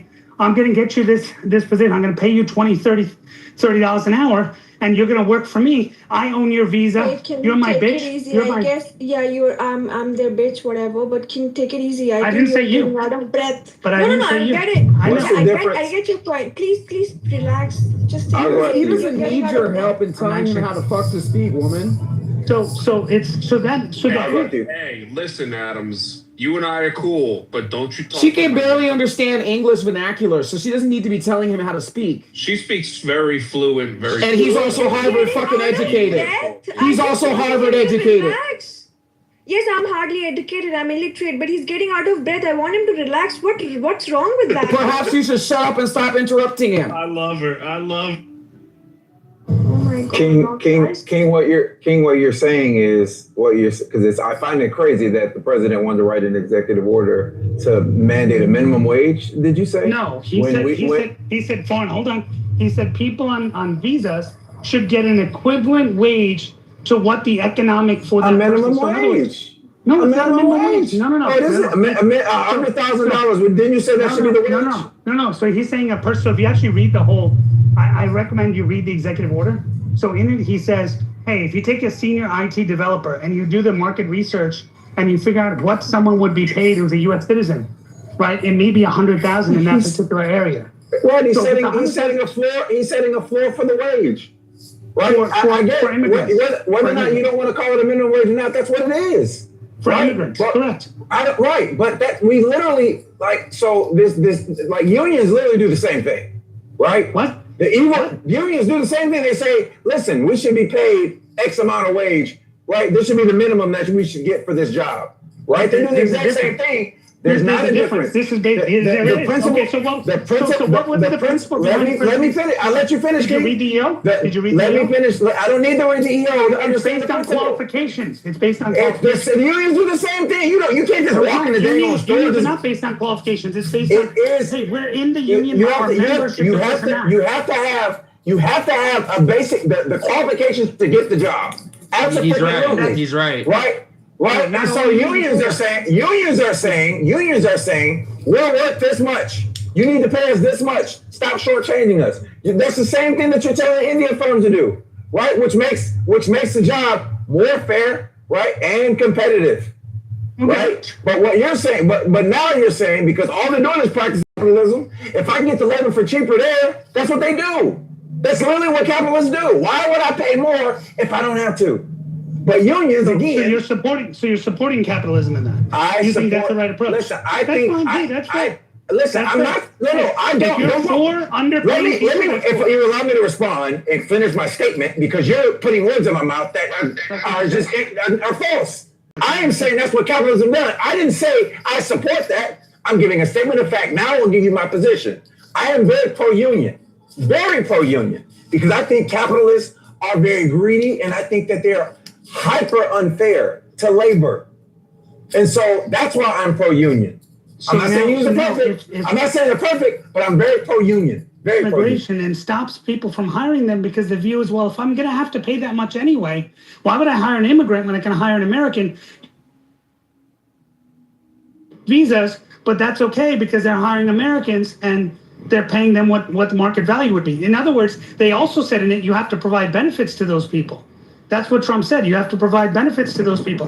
Well, what happened? Companies decided, you know what, screw this. If I'm going to pay that much money, why would I hire an immigrant when I can hire an American citizen for the same amount and not have to deal with paying the fees for the visa? I'd rather just hire an American citizen. Hey, the visa's always cheaper. The visa's always cheaper. Always. The visa is always cheaper. Why is the visa always cheaper? If you mandate to pay the same. I'm saying if I gotta pay, even if I gotta pay $100,000 and $100,000 for the visa over the course of time they're working there, the benefits, because benefits can sometimes be 40. Right, but you have to 30-40%. That's all. 30-40% on top of the salary per year. By the way, it's total. And by the way, it's total comp. So you read the executive order. That's why I asked you if you read it. It's total comp, which includes what they're getting paid in shares, what they're getting paid, and all that stuff. So they have to offer a total comp package. Right, so hold on. Look, I think this is a really big point that we just need to slow it down because y'all are talking real fast, so everyone understands what just was said. King's outlined that there was a greater incentive for businesses to hire immigrants, and it was not what they lied about in saying Americans were not qualified. The government had created a system where the expense of hiring the American, it cost them more than hiring an immigrant. And now Trump has come along to try and correct that. Is that accurate?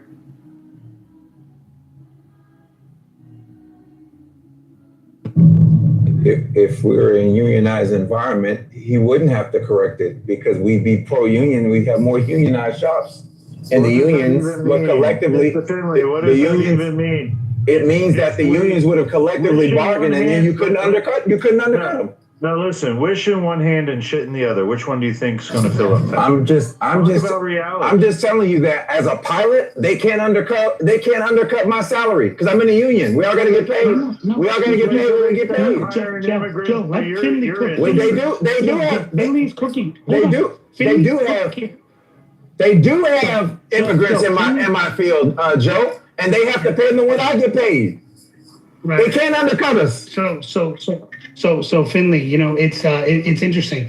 Finley said something here, Joe, that I think is very important. In his industry, they're forced to hire people based on qualifications. I have if you're hiring immigrants based on qualifications, it's a fair one-on-one look saying, hey, I compared these two and based on skill set, I'm hiring this person. And if the salaries are equivalent or not or whatever. But when you're making decisions solely based on, I can get this guy for cheap, or 24/7, and I can pimp him out and I can pay him a lot less. No, King, that's not. But King, that's how most non-union companies work anyway, though, King. A corporate job like a finance tech, data analyst, and all, especially when you're competing or going for all the American companies, they actually treat you like an equal employee. What are you saying? No, we're talking about. We definitely cannot say they're less qualified because they're way more educated on average. Way more educated. So Finley, just to be clear, okay, take the large companies, and I can prove it to you. I can name you the executives of the companies, and I can bring them on here to talk to you. Google, Amazon. Hold on, I'm not done. I'm talking. Wait. Are you on LinkedIn? Sorry. No, Workday. I can mention WeWork, and I can bring the executives on here. And what they've told me, their exact work. I'm already an executive back in India. I am not done. Okay, go to LinkedIn, search my name. My name is YASTIKA Sharma. Okay, and I just applied to a company, communication specialist, wiring. It's in San Diego, California. It's an American company. Interviewed me, but they did not hire me because I don't have my EAD card yet. Joe, can I finish or not? Am I going to be cut like it's ridiculous? Look, what two of you, just King and I try to actually just have a conversation one-on-one. If you take Florida. Anyway, so the point here is I think people don't understand this whole issue, okay? Is again, if you put people on equal playing field, most of the time companies would choose to hire Americans. If you put them on, hey, you know what, this guy will work for $10,000 or $20,000 less, then obviously you get, and by the way, that's true with Americans too. If I'm hiring someone to work for me as an American and I have two guys that are equal, I'm going to take the lower person.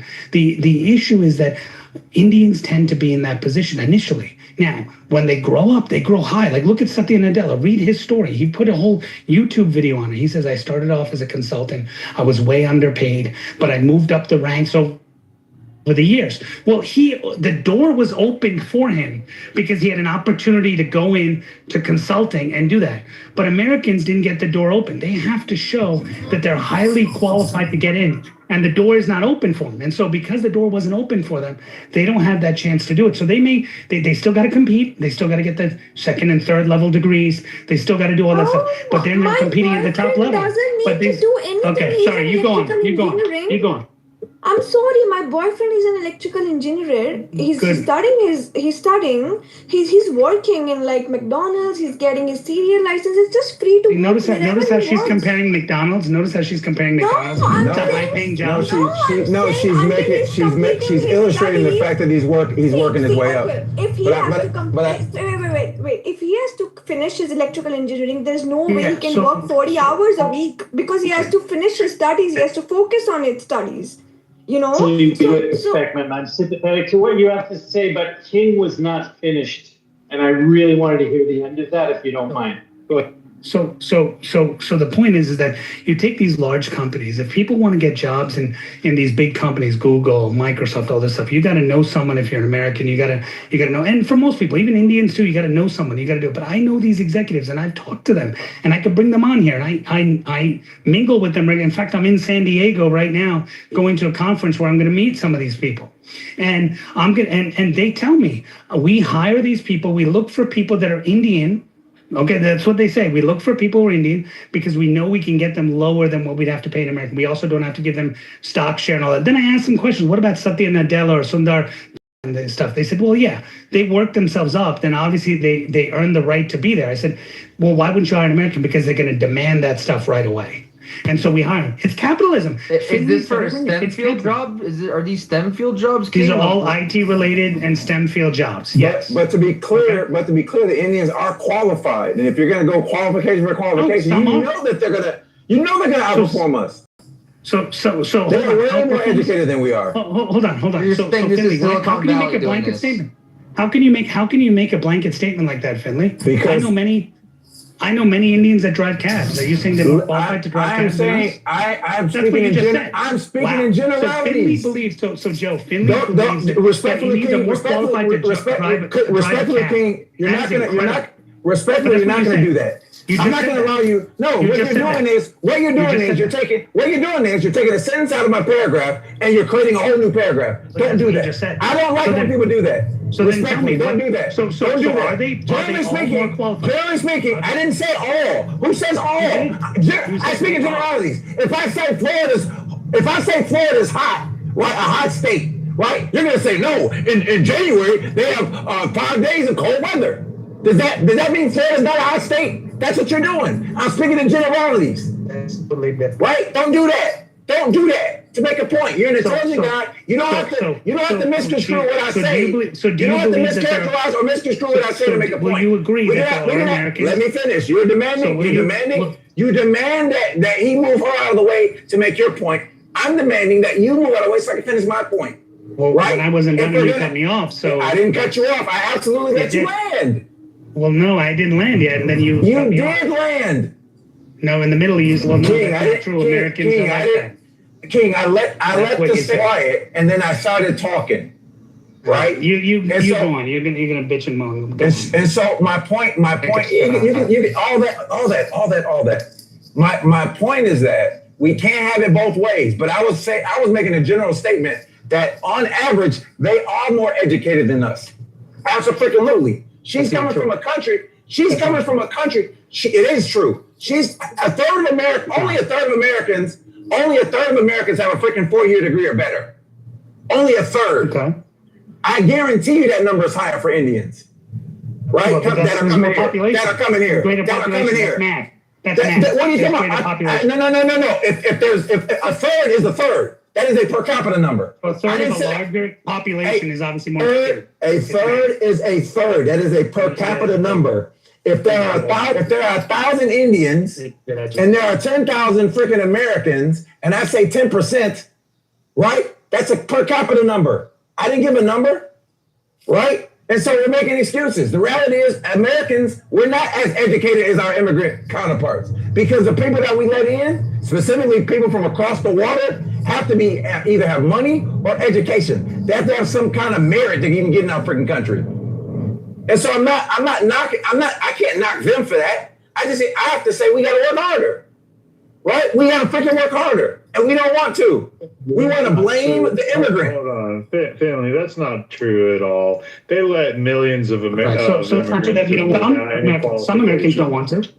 Joe, I'm speaking specifically across the water, Joe. I'm not talking about across the southern border. I'm talking about across the water. There you go. Look at that. Notice how he then goes and says. I am very specific. I choose my words carefully. You just said generalities. Now you're saying you're specific. Okay. Anyway, so you're doing that. You're doing that dishonest thing. You're doing that dishonest thing. Don't do that. Don't do that dishonest thing. I speak in generalities. Wait, I'm actually specific. But you're being dishonest. You're being dishonest. But that's what you said. I'm quoting you. No, you're taking. Joe, am I saying anything wrong?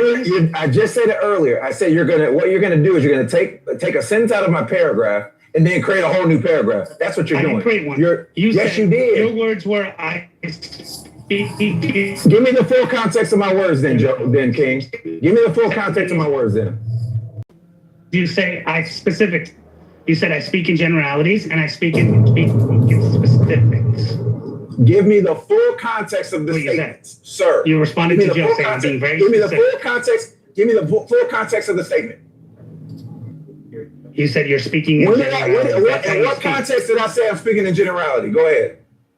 About whatever you were talking about. Exactly, because you're taking it out of context. Keep it in context. Okay. When you take it out of context, deliberately, you're being dishonest. Don't be dishonest. That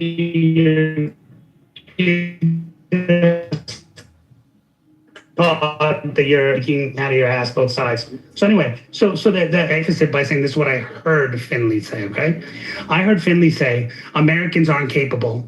Okay, of doing these jobs. Okay, and that Finley didn't say that.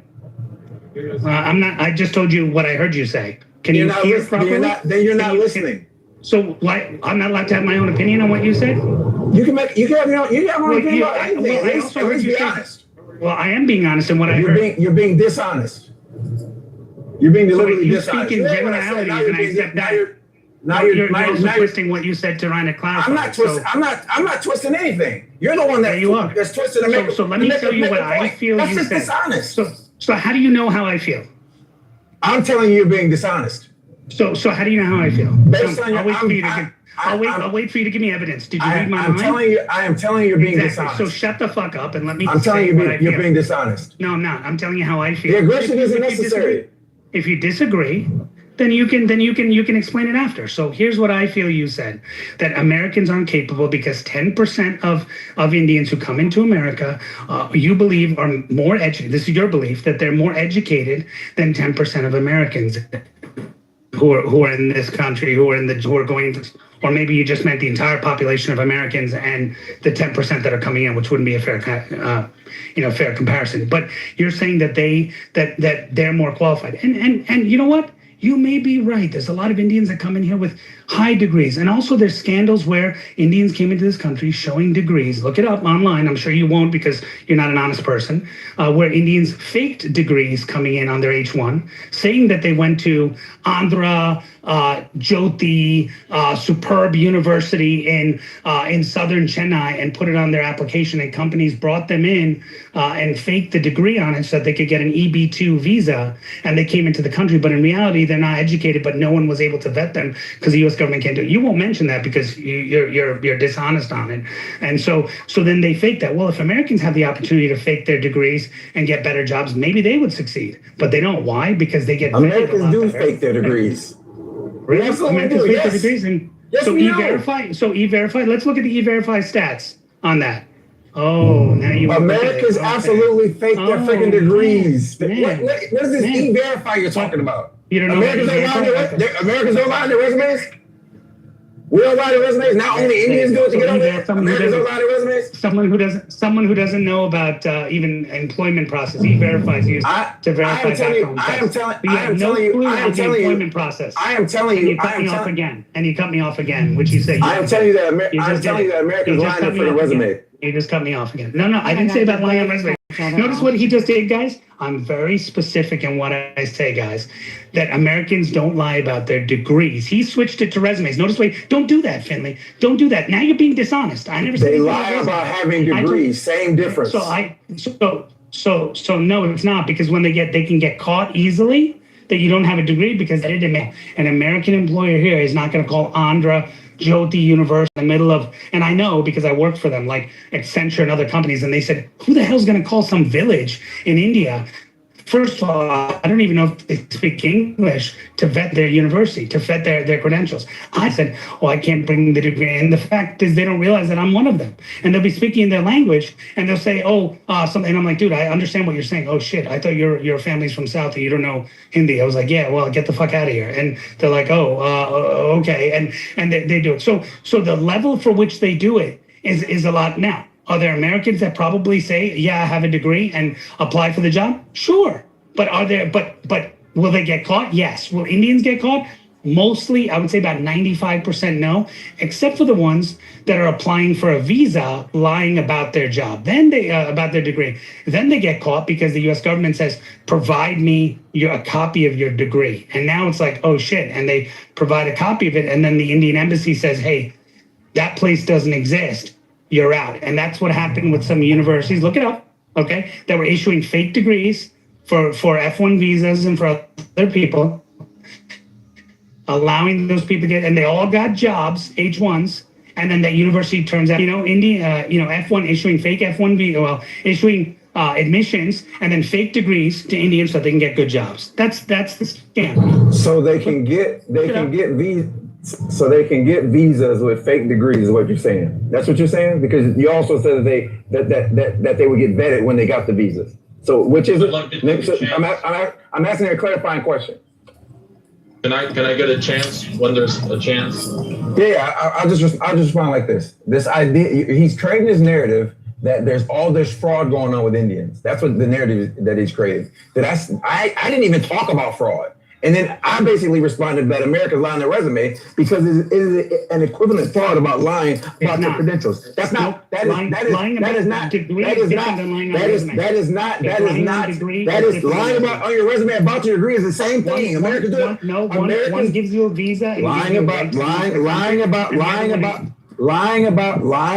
a degree on a resume is the same type of dishonest fraud. It's lying about your credentials to get here. It's the same type of thing. Americans do the same freaking thing, right? That's my point. Because you're trying to create this narrative that they're being dishonest and gaming the system.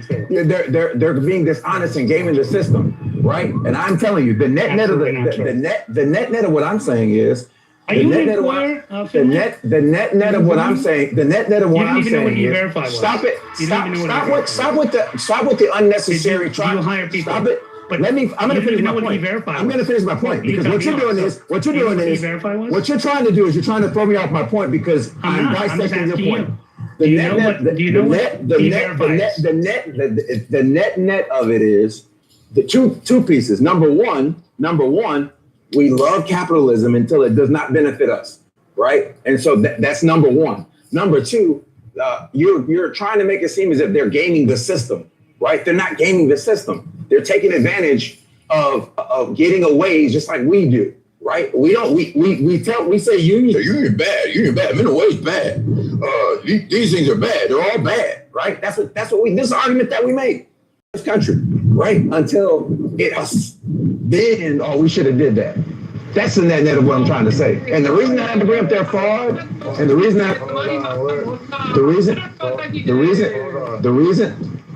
Hold on. Look, we're going to bring in some new voices. Look, it's not really capitalism. Okay, who keeps bringing them up? Okay, look, it's not really capitalism when you're dealing with employment laws. Employment laws are put on by the government. They have certain requirements if you have an employee, you got to match their taxes. You got to take care of their health care, so on and so forth, right? So what's being laid out here, though, with the H-1Bs and the F1 immigrants and things like that, is the dynamic is different because it's how the government has gamed the system. creating the incentive for businesses to hire immigrants over United States civilians. That is not capitalism. That's the furthest thing from capitalism. That's a regulatory system that has created this disparity. You got to be clear on that. Joe, how did the government create that incentive? By not having the same requirements for the immigrant as they do the American civilian. How is wait. So if I hire you as an individual, he and I can agree on one thing.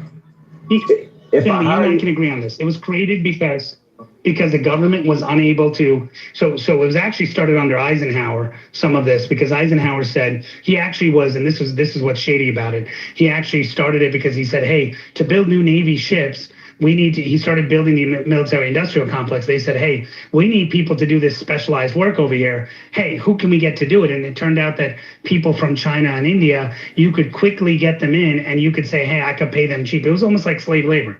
I could bring them in cheap and I could get them to do this work. And, they'll usually be willing to learn the stuff quicker than hiring in America. So they brought people in on a temporary status saying, let's do it. The intent wasn't for these people. That's why all these visas are temporary. Wasn't for them to stay here forever, just to be clear. Okay, and you can read it. It even says it in the law. Okay, I know Finley will try to pretend differently, but in the law it says these are temporary. Okay, so it's very important that we understand that. So the purpose was for that. You've been speaking. So, can I say something? So let Joe finish because I was answering. Okay.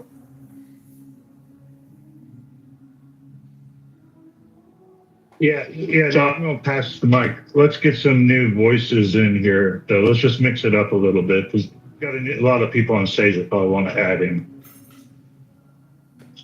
I would like to get a turn if I can get a chance. Go ahead, Richard. Okay, I just have one thing to say. I don't know what you got. I don't know if you guys, if King was saying things should be like this or shouldn't be like that, but look, this is all I got to say. Let each and every individual, citizen or foreigner, do whatever he or she can do to make a life however they want to make it. And it's like a fucking free-for-all. And whoever prevails, prevails. That's it, guys. Thank you.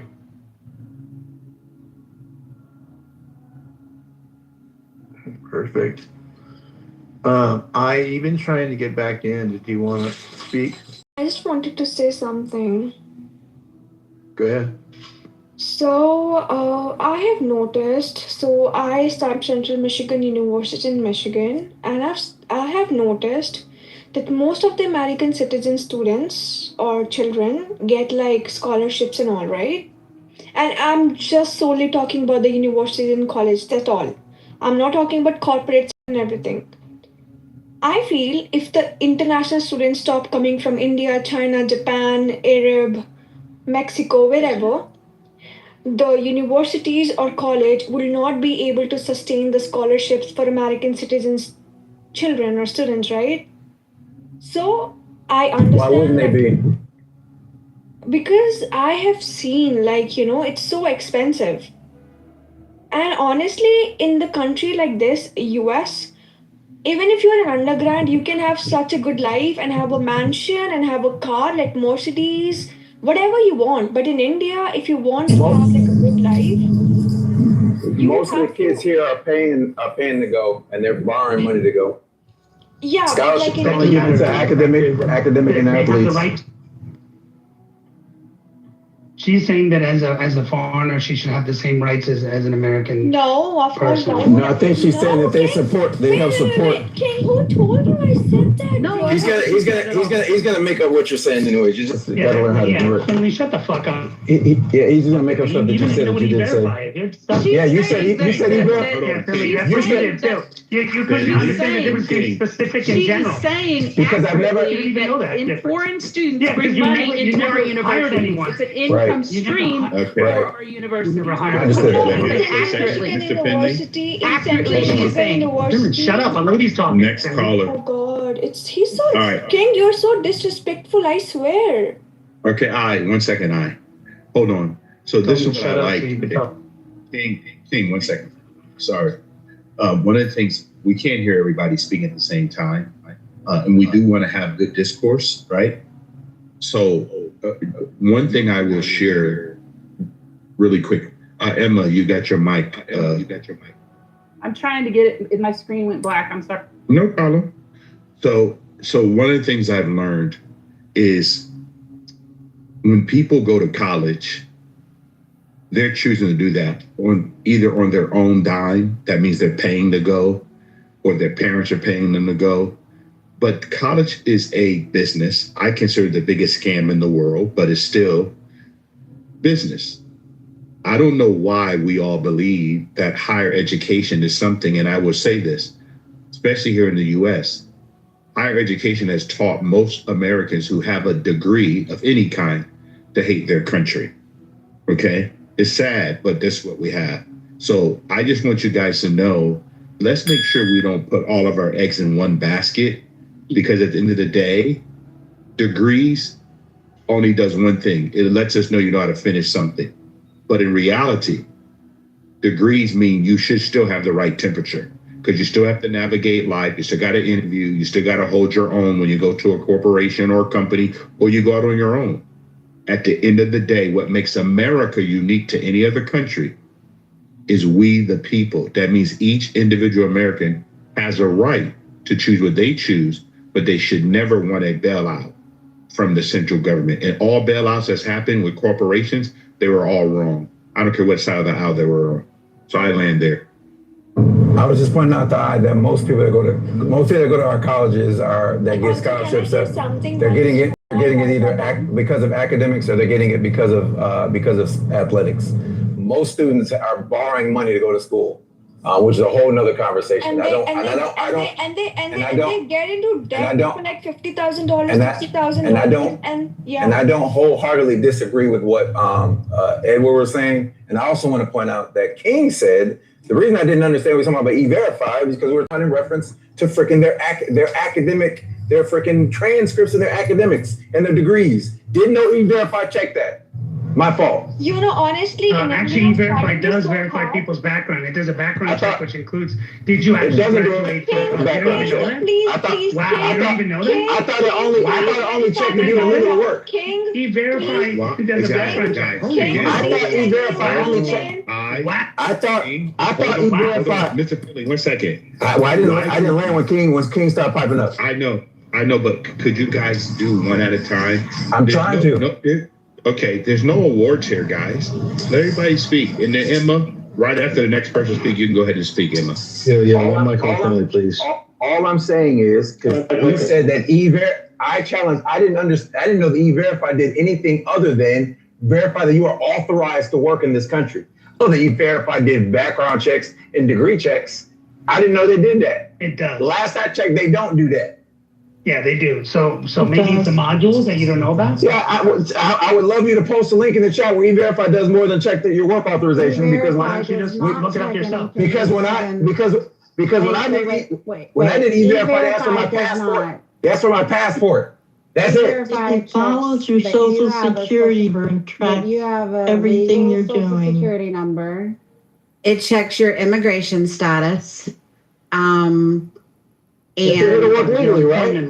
Of course, it uses the documents, the passport, the resident card, the EAD. Yeah, to make sure all that stuff. Social security number from my campus. It does not check degrees or transcripts or professional licenses or a criminal record, right? No. Criminal record Thank pops you. up on mine. Thank you. Didn't think so. I didn't think so. No, it actually does. No, it does not. Well, serendipity, I use it, and it verifies that people are there. So do I.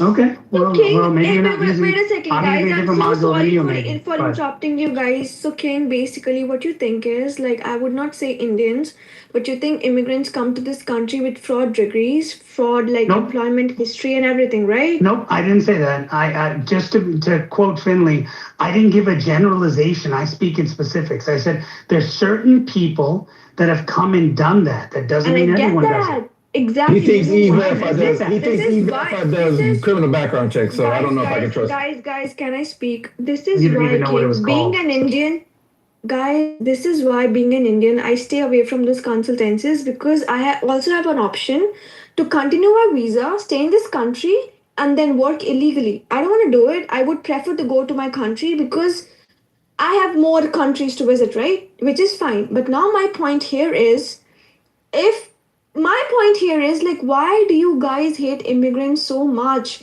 Okay, now you will be like, no, we don't hate it, it's fine. But in this whole group, I have literally shared my immigration status, my visa status, and everything. And if even if you guys want any other information, I'm okay to fucking share it with you all. My LinkedIn history, my degrees, you want my transcripts, I'm okay to share that. You can get it verified from any other government in the world, you can.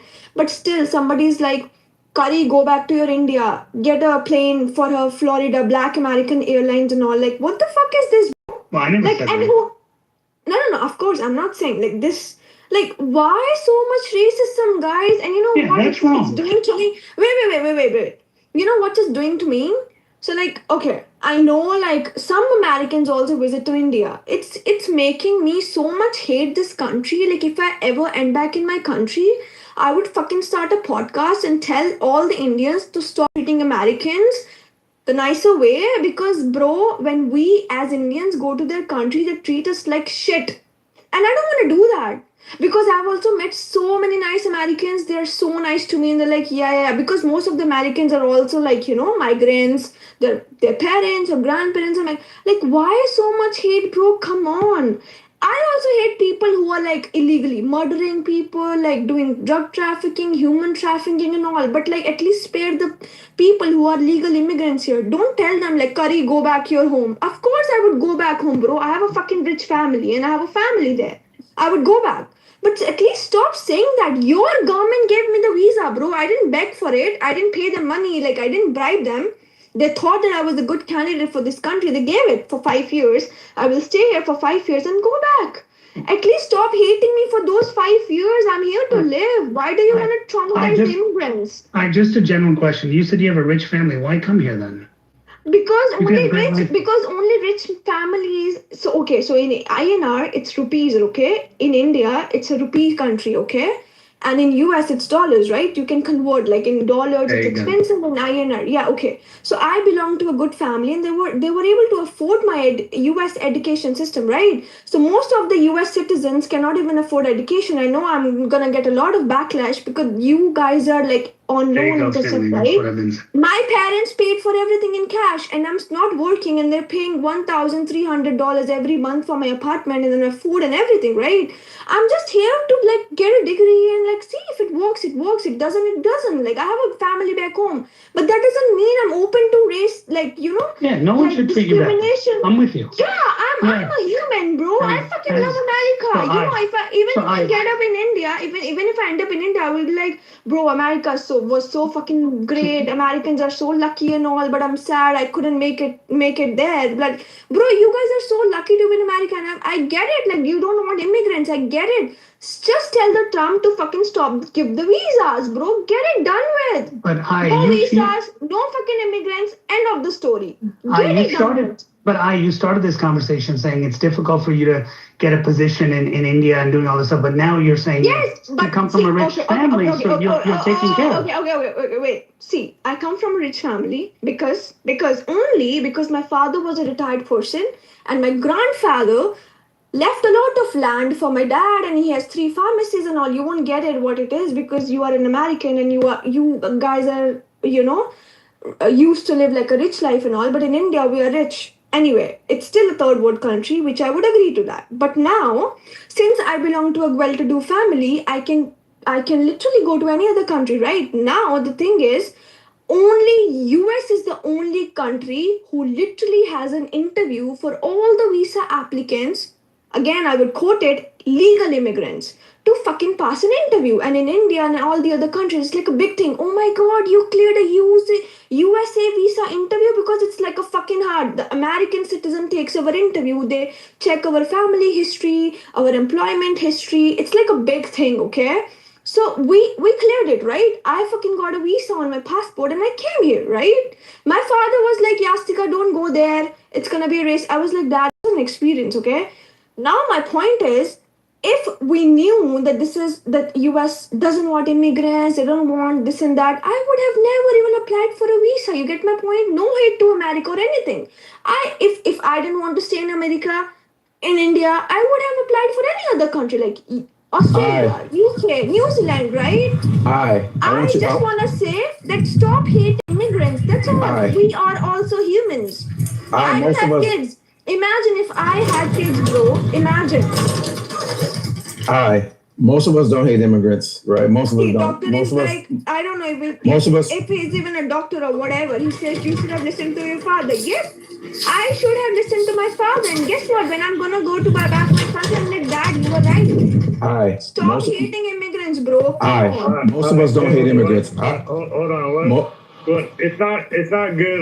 Look, let me offer a pushback to what she's saying, because you're just gonna come in and coddle her, right? I'm not coddling. I'm telling the truth. I'm not calling her. I'm telling the truth. Yes, doctor, you're so right. I'll go after you, Joe. You're mine. I'll go after you. Go ahead. I go. Yeah, no, let me just offer some pushback. So, look, I don't know. It's not personal. You shouldn't take it personal. You shouldn't take the internet personal. And do not give your personal information out to the internet or anybody here on this stage. Don't do that. That's a bad idea. I know, but then imagine, Joe, if I wouldn't have said that, then you would have think like I would have hate an immigrant, right? Yeah, no, listen, we'll take you for your word. But none of what we're saying is you seem like a genuine person. I wish more Americans were as genuine as you. I hope you take that as a compliment. We don't, it's a breath of fresh air of how genuine you appear to be offering your story to us. And thank you for coming in here. However, the greater issue is that Americans have been inundated with immigration for quite a while, and how we how we kind of encourage change in our government is through these type of conversations, through this type of debate. And yes, it's about it can come off crude, it can come off rude if you're the one that's being, essentially marginalized in the conversation, right? Don't take it personal. However, understand you should learn what our grievances are. And you don't have to agree with them, but maybe you could have some compassion to the Americans, because listen. But Joe, I'm sorry, but I feel like you guys are so lucky. Whoever was born on the U.S. soil is so lucky. Can someone shut her up so we can have a conversation? Let me just finish, and then I'll pass it right back. I'll let Dom go at it for a half an hour, okay? You left a caste system. You left Indian DEI. And it's very similar here in America, that you are being chosen because of a DEI, because of a caste system that has been created by our government officials. And that's why Americans have grievances towards immigrants coming here. And this is something that has only largely changed here since Donald Trump has become president. We were arguing about this years before, but our government would not listen to us. Our government corporations and their agenda to do this. This has been a long, this has been momentum over the last decade, and it's going to continue momentum. However, don't take it personal. It's just American politics. It's a blood sport. You're welcome to the blood sport of American politics. To be clear, most Americans don't hate immigrants. We most Americans don't. We have been having the same. We've been having the same. Like, can you shut it up? Like I was shut it up for like an hour. Like, bro, like is this okay? We've been having the same argument about immigrants literally since freaking like the 1910s, right?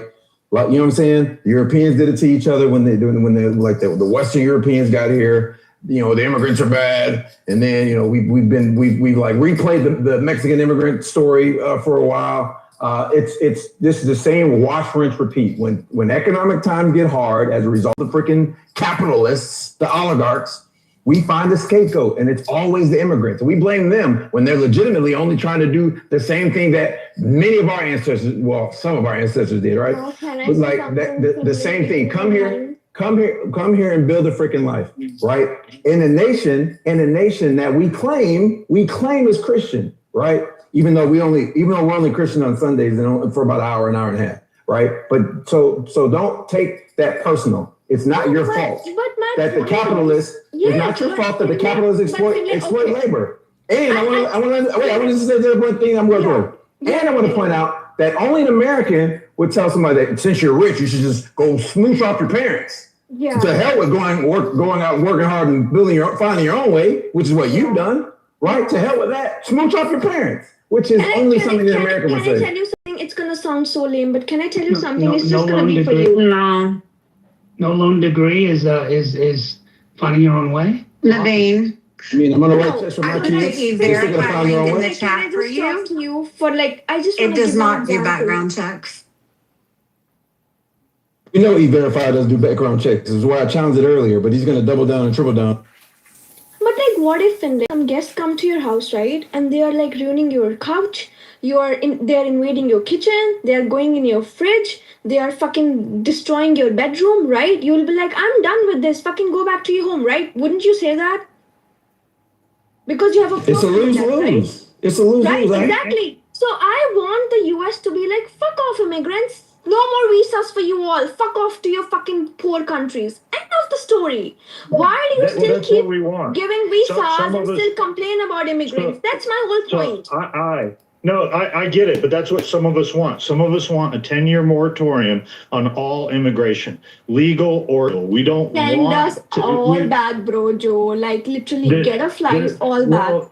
If you want to understand why, it's because our government has inundated us with immigration illegally and legally for the last 15 years. It's been a huge burden to our system here between our schooling, our hospitals, our pension system, our social security. We get why they're doing it. The reason they're doing it is because American citizens and civilians are not replacing our population fast enough. So the left and also corporate Republicans have come up with the greatest idea of, well, we're just going to bring in third worlders to come in here and fill the gaps while Americans kill their babies through abortion and get drugged out with substance abuse. And we're not going to fix the problems we have with our American culture. We're just going to replace them with immigrants. Joe, and that's our grievance. My point, my point is, the government. Immigration is our freaking birth story. Like we've always invited in immigrants until those immigrants started not to look like the ones from Europe. We've always freaking, you know what I'm saying? There's no reason why both perspectives can't be true. My family's been here 400 years. I didn't say anything about your family specifically, Joe. I'm talking about America as the country. As a country. I didn't single my family out, Joe. Let's bring in some new voice. Serendipity's been trying to get in. I want to give some room to serendipity. I was just going to say, there's absolutely no reason in the world why both things can't be true. We can embrace some top talent from the immigrants that choose to come to this country. And instead of the scandal with the fake diplomas, which I did look up, it was approximately 36,000 over the course of a decade. And we have anywhere from 80 to 90,000 come into the country every single year. The majority of the immigrants that come in have extended PhD degrees in particular subjects. We need that talent.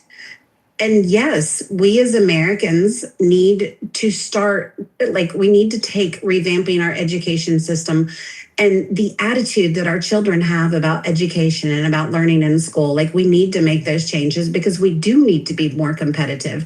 The attitude in American children when compared to children over in Europe, particularly in Asia, and India, is entirely different. Our children think that they work on this capacity of, well, I'm either going to be good at that or I'm not. And if I'm just not. And Eastern cultures don't have that mentality. Eastern cultures very much live with the mentality of, if I put in the effort, I can solve the problem. And that's a problem with our kids' attitudes. Those are changes that we need to make over here. So I feel like both of these perspectives can be true. You see this Indian? I'm sorry, I'm an Indian. You see this Indian? This is how Indian men are. And we come to the US so that we can have Wait. over here. Didn't you make this complaint about racism and now you're going to be racist about Indian men? This is how you just lost all your credit. How should be a racist toward our own people? I'm sorry, but Indian men are not like that. Not all of men. Of course, I have my brother, my dad, and all, but not all. But this is what they do. This is what they do mostly. So I'm going to just give my take on this because I'm really getting tired of listening to people say how much talent we need and all this other stuff, and I really hope that we get exactly what we deserve. So when our neighbors' kids can't get jobs after they finish college or after they get a technical certification or secondary education or after they have done all the degrees, master degrees, PhDs and doctorates and associates, after all of that they can't get a job because you all are under this crazy idea that we don't have enough talent. And whenever I hear somebody talking about this, the first thing that I always hear, even though I didn't hear it in this room today, the first thing I hear is, well, nobody's gonna go pick fruit.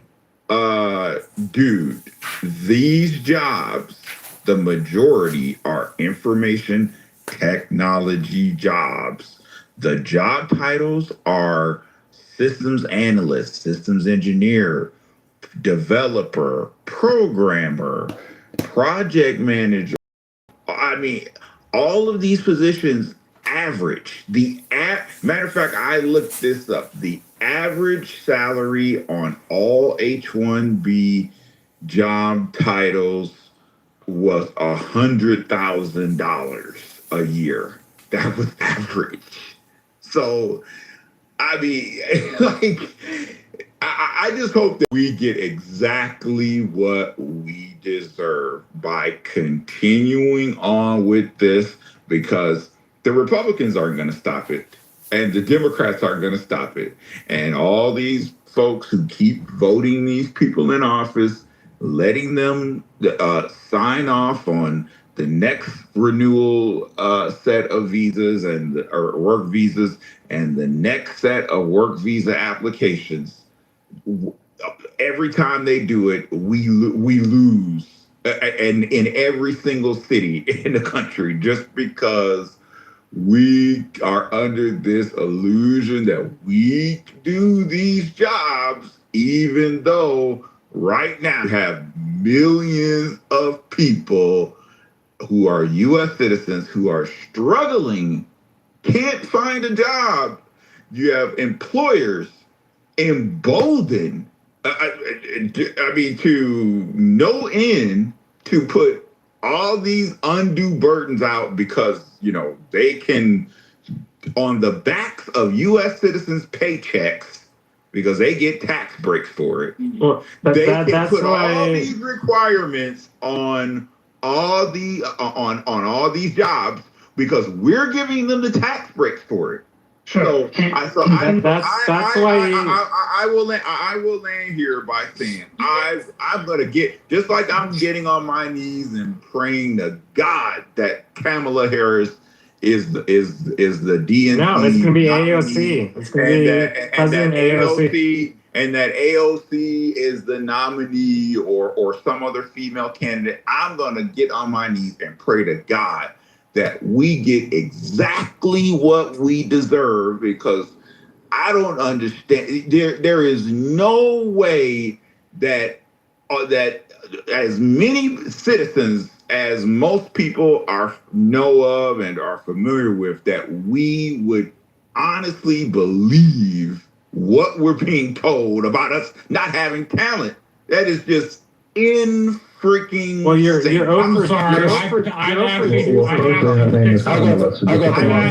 got the Marshall. I actually picked some crops, and I was the only white person, U.S. citizen there. That's great. Nobody else wanted to do it. Nobody wanted to do those jobs, Marshall. And Christian, you live about 50 miles away from the U.S. border, if I recall correctly, about 50 miles. So you have run past all those farms. There are not U.S. citizens that want to do those particular jobs. There just aren't. Did you ask? They hired in a cucumber field in 2023, $35 an hour, and they couldn't get anybody else aside from the standard people that did the work, which are either people who are here on asylum stuff or people who are not here legally. One of the two. Or the H-1B visas. No, that's not an H-1B. And that's not the point. The point is, U.S. citizens don't want to do the job. They're not interested. Marshall, it's a lose-lose. On one hand, we know that American citizens want to do those jobs. I grew up on a farm, and the last thing I wanted to do when I became an adult was freaking work on a freaking farm.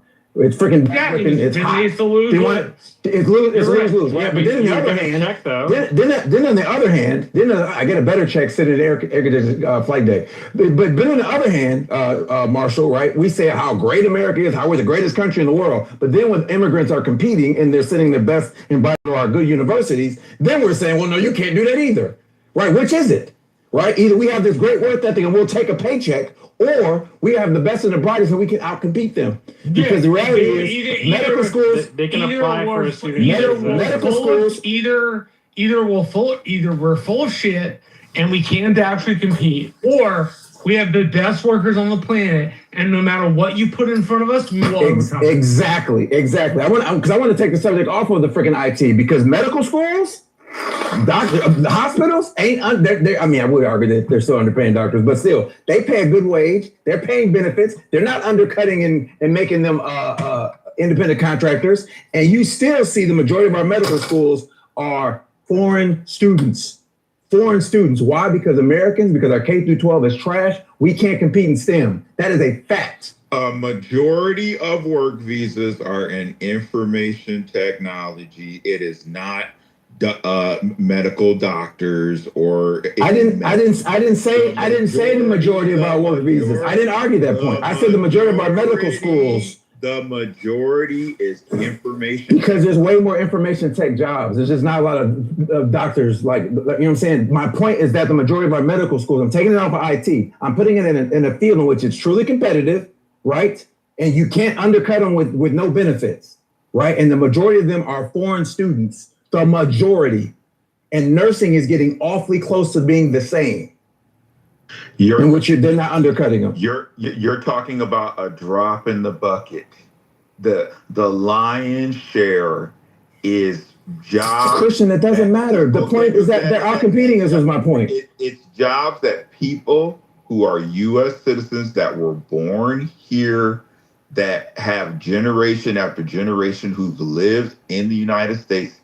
The majority are citizens that could do these jobs. And Christian, they're not. Right. Because of the decisions that we make. No, Christian, I got paid $8 an hour to do that shit for 6 hours a day, and nobody else that was white or pale or black showed up. As I said, we will get exactly what we deserve. And this is also not a Democrat problem either. It will be sad, but we will get what we deserve. Yeah, so Christian, Christian is also not a Democrat problem either. Well, this was not created by Democrats. Yeah, it's actually created by Eisenhower, just to be clear. Because Republicans won't stop it. Well, hold on. Even though Democrats wrote every Christian, it doesn't have anything to do with that. It has to do with the people that are actually picking your food and put it in your grocery store. And those people aren't you, and they don't look like you, and they don't look like me. Marshall, just wait 1 second. I just want to say one thing, right? So where Finley and Christian, we have to agree. Finley is right on this, is that, yes, well, you're right as well to say that a lot of the majority of it, at one point at least, was heavily IT.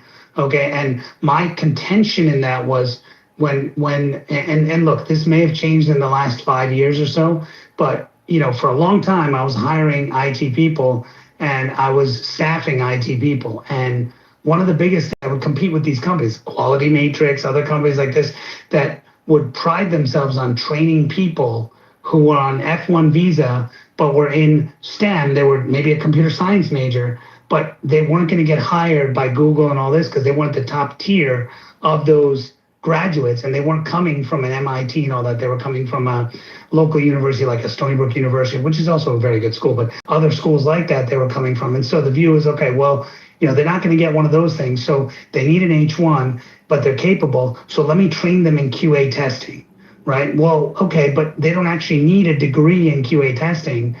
They don't actually even need a degree to learn QA testing. And some of the people who didn't have the qualification for doing it, so they were doing it. But where Finley is right is that a lot of people are coming here with a medical background and other things and are getting those opportunities because for a long time, Americans felt like, well, what's the point of me doing this when, I'm not going to get that. Let me find an area where I can succeed, whether it's business or what. And there's actually more Americans that are saying, you know what, screw degrees because I'm not going to be able to compete with these people, not because they can't, but because they feel the system has been rigged against them, and which has been both Republicans and Democrats who've written it. And the final thing I want to mention to kind of support what Christian is saying is that there are Americans who can do this. I do contracting work for the Navy. I have a billet right now where they're looking for somebody at the top level of cybersecurity. I'm not allowed to hire an H1. I have thousands of applicants that have come in that are U.S. citizens that have this background. So what that tells you is that companies, and this is where Finley is right, is the effects of capitalism, is that companies are basically saying, hey, you know what? This talent may be there, but holy shit, I'd rather hire this guy because he's going to work round the clock, whereas an American will leave at 5, most likely. That's a belief, at least. Will leave at 5. This person will work around the clock. They'll do whatever. They'll say, yes, sir, yes, ma'am. They'll do whatever needed to be done. And our people will be lazy and do this. That's a discrimination from the company perspective, but you even have the freaking Navy looking for top level people that are U.S. citizens, and I'm getting them. Now, I will be honest, some of the requirements, I sent an email to the guy saying, look, I'm not going to find degree people with these certs, but there's a lot of Americans who are getting the certs that don't have degrees that are highly qualified to get those jobs, and they're able to get them. But I'm just saying, like, there are a lot of these opportunities that are there, and Americans can do them, but I think a lot of companies choose to say, hey, can I get the cheapest bang for the buck? So, Finley, you're right on that piece, and I think it's fair to criticize these companies for doing that, but we enable them, which is what Joe was trying to say earlier. And real quick, so that basically it's 8-to-1. For every one medical work visa, it's 8 IT work visas. Christian, I think you missed my point. And also, hold on. And then also when you look at at what's the lion's share or what the numbers actually are, when you tally up the approvals and renewals, information technology is at 600,000, and medicine and healthcare is only at 90,000, and then all the others are well below that. So you're missing my point. It's almost kind of, and this is why I get so upset when I hear somebody say something about picking fruit and being on a farm. Like, again, that's not the lion's share of the work visas, and those are not the highest paying of the work visas. The lion's share and the highest income salary of the work visas are in the information technology area. So my point was, you missed my point. Of course, doctors are not the lion's share. They're a small percentage of the workforce, very small percentage of the workforce. I think it's like one doctor in America for like every, 200,000 people. So clearly that's not the lion's share. The point was that I was using doctors as the example, right? The example of how immigrants are outperforming us because the majority of medical schools are freaking immigrants. That is what I'm saying. Because we argue that we argue on both ends of the spectrum. On one end of the spectrum, we say that these migrants are taking the jobs that Americans could do. Knowing Americans ain't gonna pick no freaking fruit. They're not gonna freaking do it. They ain't gonna do it. Marshall brought the $35 an hour. There's a guy here in Florida that owns a strawberry farm, very large strawberry farm in here, and he's paying in freaking Central Florida for a service job, $25 an hour is a lot of freaking money. He's paying $25 an hour, and he had to freaking go the visa route to get people to do those jobs because Americans weren't lining up to do them. That's the point. And then on the higher end, right, which you do need the qualifications, like we're arguing on those jobs too, because they're outperforming us. I made the argument earlier that generally speaking, right, I know that they're undercutting because that's a true point. I'm not going to say this is not, that they're undercutting us by not giving them benefits. But if you go education for education, on average, those immigrants are more educated than us and more qualified on average. Hold on. I got to stop this misinformation. This is a simple question you can ask Grok. Is a majority of U.S. medical school students immigrant students? And Grok's coming back saying, no, it's not even close.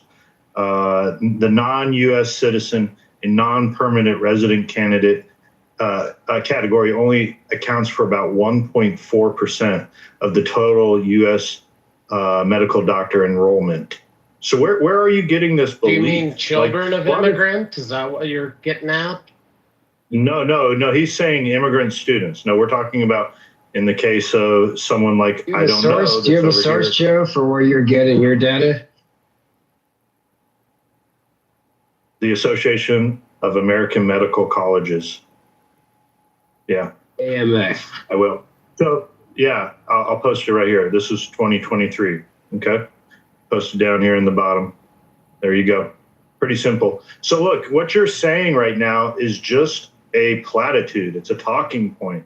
It's political rhetoric. It's BS. It's not true that a majority of the medical doctor students are immigrants. I'm gonna post my source. Why do you hate America so much, Mr. Finley? Why do you? I don't hate America. What the hell are you saying? My father's a freaking Vietnam vet. What the hell are you talking about? My grandfather fought in Korea. What the hell are you talking about? I wanted to go to the Air Force to become a pilot. I don't hate this country. That's just silly. That's like saying my cousin that's a criminal that does criminal things and I criticize him for being bad. I hate him. No, I hate what he does. Yeah, that's a crazy allegation. That is a silly allegation. And if our country went to war, I'm not the first one to sign up. What the hell are you talking about? You talk about American citizens as if they're dogs. I'm not talking about American citizens. I'm talking about the systems that we have created. I said K through 12 is trash. It is a trash system. And I'm talking about the dumb arguments that we make. We argue that the low wage jobs, Americans don't want to do them. They don't. Fact. That's not me hating this country.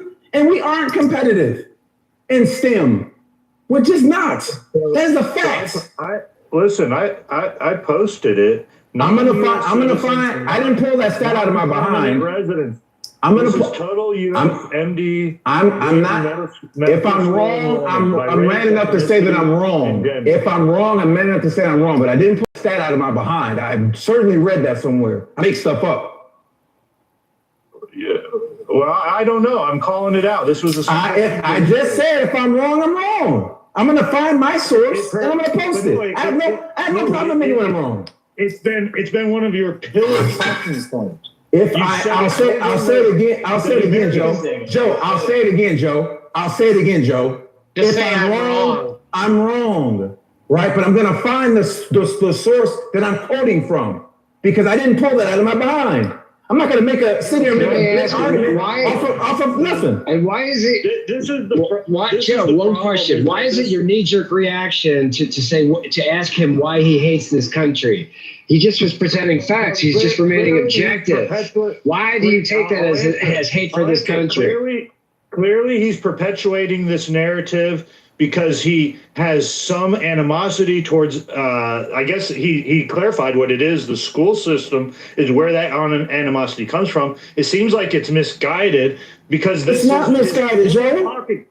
Hold on. It's your pillar talking point. Joe, you have repeated this talking point. So Joe, the medical doctor, since you interjected this. Hold on. About 15 minutes ago, you interjected this saying, well, look, I want to get out of IT and I want to talk about the medical field. And this was your number one talking point to lead into the medical field. Joe, Joe, that doesn't change my greater point about us being competitive. It doesn't change. Even if I'm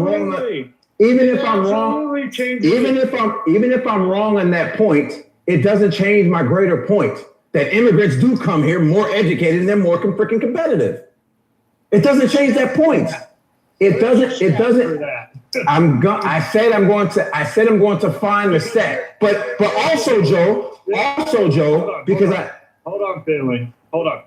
Listen, we listened to I Don't Know up here say that Americans can go pretty much largely. Hold on one second, Joe. Hold on, my wife's calling me. Hold on one second, Joe. No, I'm going to keep making my point. No, I'm saying keep making your point. I don't want you to think I'm ignoring you. It's cool, man. I don't take it any personal. I think you're a genuine guy, Mr. Finley. Glad to have you here. Look. Let's face it, nobody lands on Clubhouse better than Mr. Finley. Well, he uses talking points that are the joke. He's a pilot. His ultimate narrative, and that's what I want to try and get to here, because I Don't Know tells us, and I don't know if she's right or not, but I don't know, Americans Joe. I just love America. It would be sad for me. Hold on, I don't know. Yeah, I'm talking to you. I don't know. You made it clear about an hour ago. Look, if you're going to interrupt, Moose, I'm just going to move you down. Okay. So I don't know. You made it clear that Americans can pretty much write their ticket wherever they want to go, right? Yeah. However, Indians cannot. In this country. Indians have. Okay, so we can't have it both ways with this narrative. This is a hypocrisy in the narrative. How can Americans be the dumbest people on earth that we can't get into college and we can't work in STEM fields?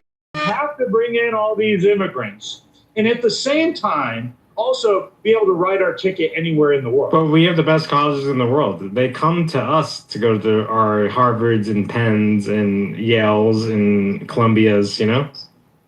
For how long more? 4 years. I'm sorry, I'm not able to speak because somebody from this panel is muting me up. Like, yeah. Oh, you're a hottie, aren't you? Pass the mic. Like, look at all the Chinese. All the Chinese, they come to America to go to our colleges. World with certain that other people. So that's true, and it's also true that you've been dealing with this thing for the whole existence of the country, and in fact, I was really stunned when that thing was brought up about that executive order King brought up. I never knew about that. And I went and looked it up, and actually Trump rightfully intensified the attention to a law that was passed by Congress in 1990 where that was first established. So apparently both parties actually do agree with the fact that there needs to be parity in the incentives. That's very, very smart. But if you do have a shortage in an area of the economy, anytime you do, why wouldn't you legitimately encourage to bring talent to the country? Like, you don't think you can afford that, absorb that? Like, you make it sound like you're just kind of running out of everything. And you're, like you said, I think you used the word inundated, right? Like in the case of nursing, or we brought up, healthcare, you say, oh, it can be more in IT than whatever it is. But shouldn't you just use like whatever sector that's important to human life? If you have not yet been able to do it with homegrown, then why wouldn't you encourage that in the rest of the world? I can tell you, because of America's change in attitude of this, other countries are benefiting. Canada, Europe are definitely benefiting on talent going, wow, we're like, I don't know, going, I guess we're not wanted here, so we'll just go elsewhere. I think that talent is an economic asset to those countries that America's losing out on. Yeah, but what if their cultures don't assimilate with Western American values? Well, I can see. Hey, I do. I love Christmas. I love Thanksgiving. I love the turkey stuff and all. I love American culture. I do assimilate. Hollywood, guys, like American culture is the world's culture. Well, Christmas is not just American. That's like Christian. Somebody tell me what American culture Hey, is. whoever is muting me, can you just remove me from That's this a very room? good point. I want somebody to tell me what American culture is. Football. Kid Rock. So you got enough football to be an American culture? A cowboy. Pizza. Okay, and the freaking Cheeseburgers. Steak. Hot dogs. Yeah. yeah, and mashed potatoes. hot dogs. That's American culture. A NASCAR race. And being NASCAR racing. And Okay, so the Amish aren't Americans. Sleepover. Yeah, but they're Americans, but they're not really American. Fireworks. But they're Americans. Technically, yes, they're Americans, but they're not part of America. Finley, this is disingenuous. What's disingenuous? To act like everyone has to, you got to mute when you're not. Oh, my fault. Yeah, background. Yeah. It's disingenuous to lead people down this path that says, what's American culture? And if everyone doesn't participate in that cultural piece, then that's not American. Or that's ultimately where your narrative's going with this. No, that's not what I'm saying. I'm saying I'm making an argument you don't have to participate. Hold on. Just because eating hamburgers and hot dogs, for 4th of July picnics, things like that is American culture. But there are vegetarians that don't eat hamburgers. Okay, so it doesn't mean that's not part of our culture. No, I'm saying, I'm making the argument that not everybody participates in that. Is my argument, and that you don't have to participate in these. And nobody disagrees with you. I'm saying towards the red, white, and blue. I'm saying those people don't have to participate in those things to be American culture. That's what I'm arguing. That if you come here, you don't have to assimilate. That's my argument. What? You just have to come here, obey the laws of the Constitution. That's it. That's my argument. No, that's not. That's assimilating. Go to Canada for that. Yes. Obeying the laws and the Constitution. Go to Canada. Yeah, you're assimilating to the American laws and regulations. Right. I am saying you don't have to assimilate to the culture so long as you adhere to the laws and the Constitution. Go hang out with Ilhan Omar. I don't know why you're yelling at random stuff, but I am saying that I don't have to eat hot dogs and participate in all the American cultural stuff. I am saying so long as you're here to the Constitution. You don't have to obey the Constitution. Someone said.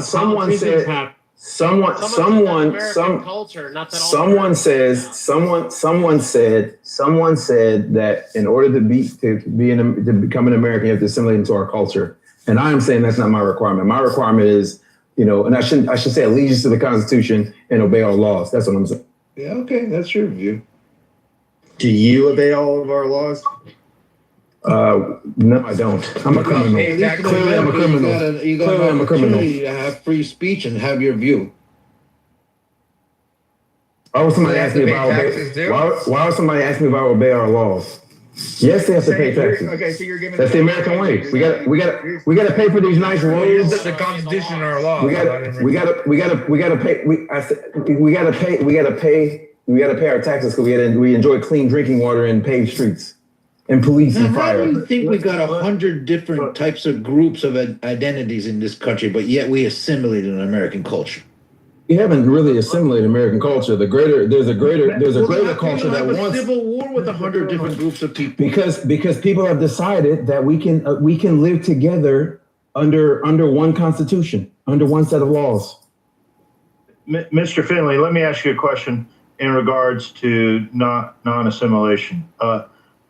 Would you be willing to assimilate to a city that has changed their ordinances, their sound ordinances, to allow for the 5 prayers for the Muslims that when they sound off their horns? When they ring the bells? Yeah, when they ring the bells. Are you willing to? I don't know that would bother me five times a day. Ringing the bell for how long? Right now. How long do they ring the bells? The city of. I'm asking a question. How long do they ring the bells? They don't ring a bell. They sound a horn. How long do they sound the horn? Sound music. I don't know why you're being uppity right now. But that's what we're talking about. Yeah. So would you assimilate? Because right now the city of Minneapolis has already ushered that in. Minneapolis doesn't sound the horns 5 times a day. I was literally just in Minneapolis 2 days ago. Yeah, how do we figure that out? Yeah, no, Minneapolis is doing that. They don't sound horns 5 times a day. I literally was just there. Okay, I'll cite my source. I'll bring it up. You might have been in the region where they're doing it. Maybe you could, but you don't know anything about this. That Minneapolis has brought the. Even if they did, if that's what the locals voted in, why should I object? Isn't that local control? I didn't like the fact that freaking the city of Milwaukee, where I used to live, had freaking one-sided parking. You had to switch to freaking parking. I hated that, so I moved. Just Google Patterson, New Jersey. Michigan. He said Minneapolis. Michigan. Yeah, but I'm giving you another example. Okay, if the locals voted for it, why should I object? They don't have liquor in my small hometown. The police, in my small in that hometown, city wear a flag of another country. That's what I'm wondering. Or should they be wearing the American flag on their police uniform? In my small hometown, you couldn't buy liquor on Sundays.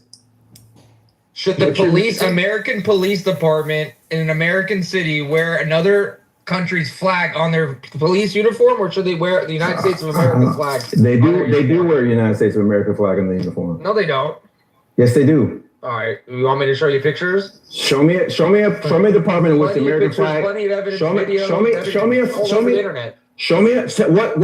What department in which is the United States flag now? New Jersey.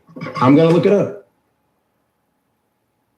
Okay, I have a PBS article right here. PBS article was written April 14th, and Minneapolis becomes first major U.S. city to broadcast Islamic call to prayer 5 times per day. This is the difficulty when you're trying to have these conversations with people on the left, is that I'm not on the left. Why do you do that? Let him. Why do you do that label thing? Well, you want to not give him his free. Oh, look. If I misidentified you or I detonated I don't identify as a political ideology or a political party. Okay.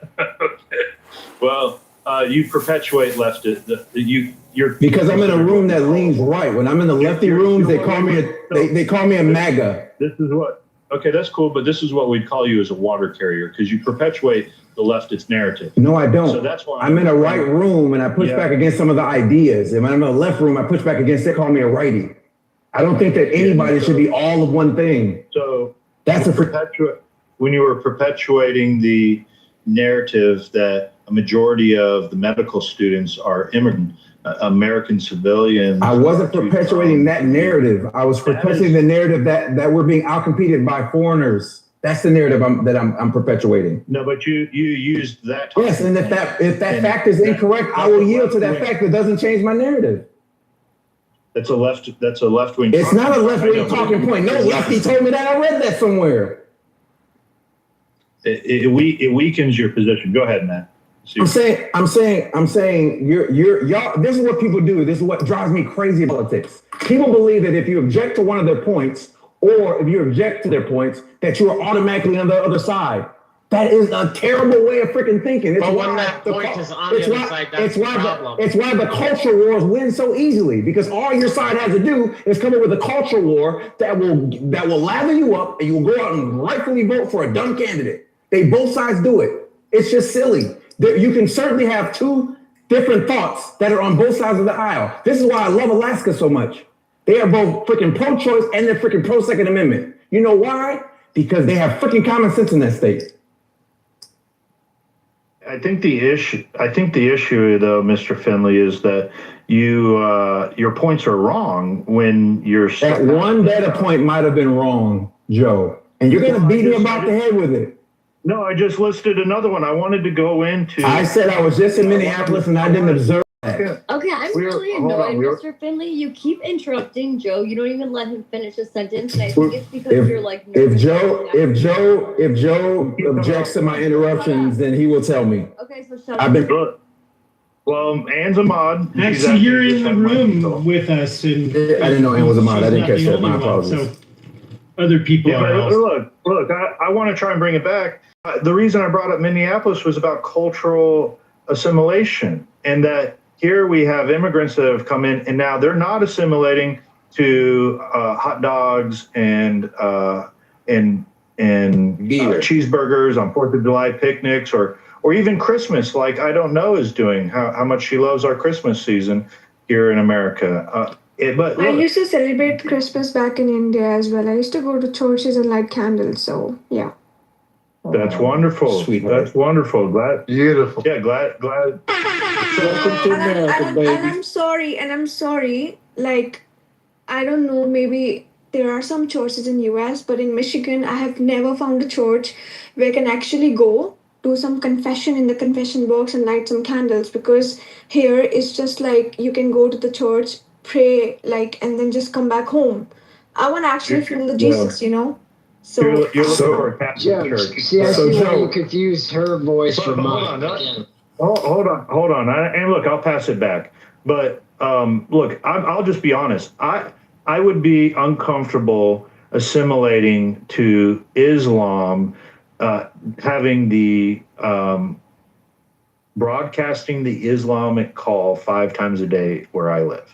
I'd be uncomfortable with that when we could prevent that as Americans. I don't know, but like I've had Christian friends all my life and used to go to churches, so it's like so common to me, like, you know, Thanksgiving, Christmas, 4th of July. So like it's just, I don't know, it's just not foreign to me, you know. Also, I missed the 4th of July church service. Also, I just looked it up. So they allow mosques to do a call to prayer. Where? Audibly in Minneapolis. I don't know why that's. Michigan. I don't know that. I don't know why that's such. I don't know why that's such a big deal. It's not like it's sponsored by the government. They're just saying mosques. You can ring the bell or sound a horn for a call to prayer. I'll respond. It was co-signed by the government because they had sound ordinances that were in place that they would not be able to blare it at that level. That they had to actually go in and change the sound ordinances laws to be able to do this. So this is being co-signed, and this is sound pollution that American citizens are going to have to deal with. Just like the Christian churches, dude. It's the same thing. Okay. What? Okay. So yeah, that's what they try to do. They equate the church ringing bells as a justification for some guy to go and speech blah blah blah. It's the time of day. It's the time of 5 times at 3 a.m. in the morning. Please, for the love of God, give us some reason to win this country. Do not abuse freedom of religion. Do not abuse freedom of religion as a constitutional right. I don't know about you, but I don't want to hear some guy screaming into a microphone at 5 o'clock in the morning. I want to sleep at 5 o'clock in the morning. I don't want to hear people blasting music at 5 o'clock in the morning. I don't want to hear freaking freeway sounds at 5 o'clock in the morning, or high traffic on the road at 5 o'clock in the morning, or sirens at freaking 5 o'clock in the morning. I don't want to hear lawnmowers blast at 5 o'clock in the morning. None of that stuff. Okay, right? Then why can't they just do the call to prayer to their cell phones? Or because that's what they choose to do. That's what, just like no different than my church ringing the bell. There we go, the bells again. Ringing the bell when it was time for freaking church. What's the difference? Did they ring the bell at 5 a.m.? That's the difference. It doesn't make a difference. If it's, you know what I'm saying? Yes, We're just listen. If we don't, you got to be quiet before 7 o'clock. It's not that if they're limited to a number of times, and they're freaking limited to it. I don't think it's that big of a deal. And I don't know if that's American culture. It's a big deal. I'm moving out of that town. Then you're free to do that. No. You're free to move out of that town. So if the call to prayer wakes up your crying baby at 5 o'clock in the morning, and then you have to get up. A gunshot can wake up a baby at 5 in the morning, or a siren, or a siren. You don't have to live with it. Or a siren, or a siren can wake up, or a siren can wake up a kid at 5 o'clock in the morning. Once in a while, a fucking call to prayers every single fucking day. 5 o'clock. Actually, in some cities, sirens happen all the time. Are they scheduled? There's a reason. Or if you live near a freeway, it's loud all the time.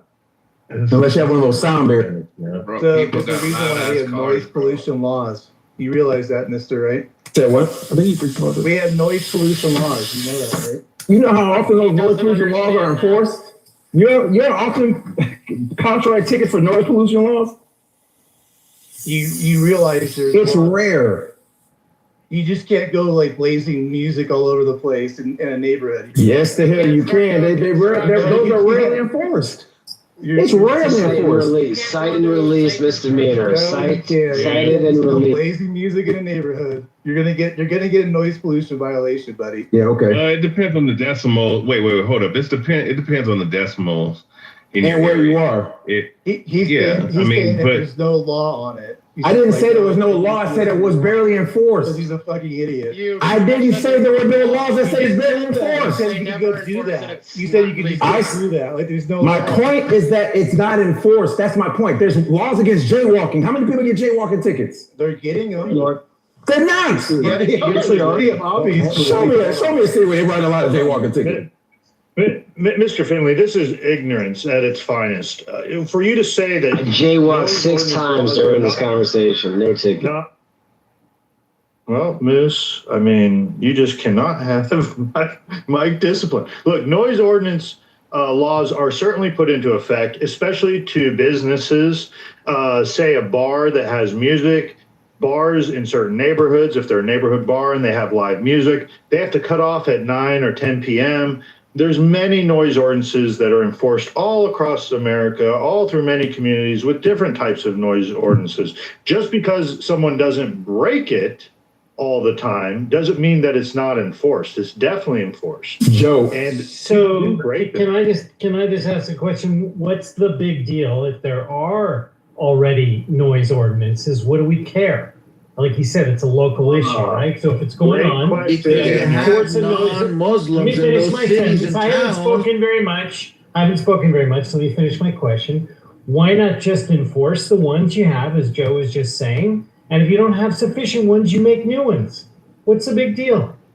Muslims took over positions in the power of government in these areas to change the noise ordinance laws a few years ago, to now be able to have the call of prayer 5 times a day blasted over their speakers. That's literally what happened. They're forcing Americans to assimilate to their cult. They're not forcing Americans to assimilate. They went through the legislative process and got the law changed. This is not Americans. Wait, Joe. Which states are you talking about? Which area? Minneapolis, Minnesota. Minneapolis. I got it posted at the top, Char. Come on, Ray. It's right there. There's a link. Quick, Minneapolis. Smart there. Oh, my bad. But they literally followed the law, used our laws, and got the law changed. We do it all the time. Go back to chillism.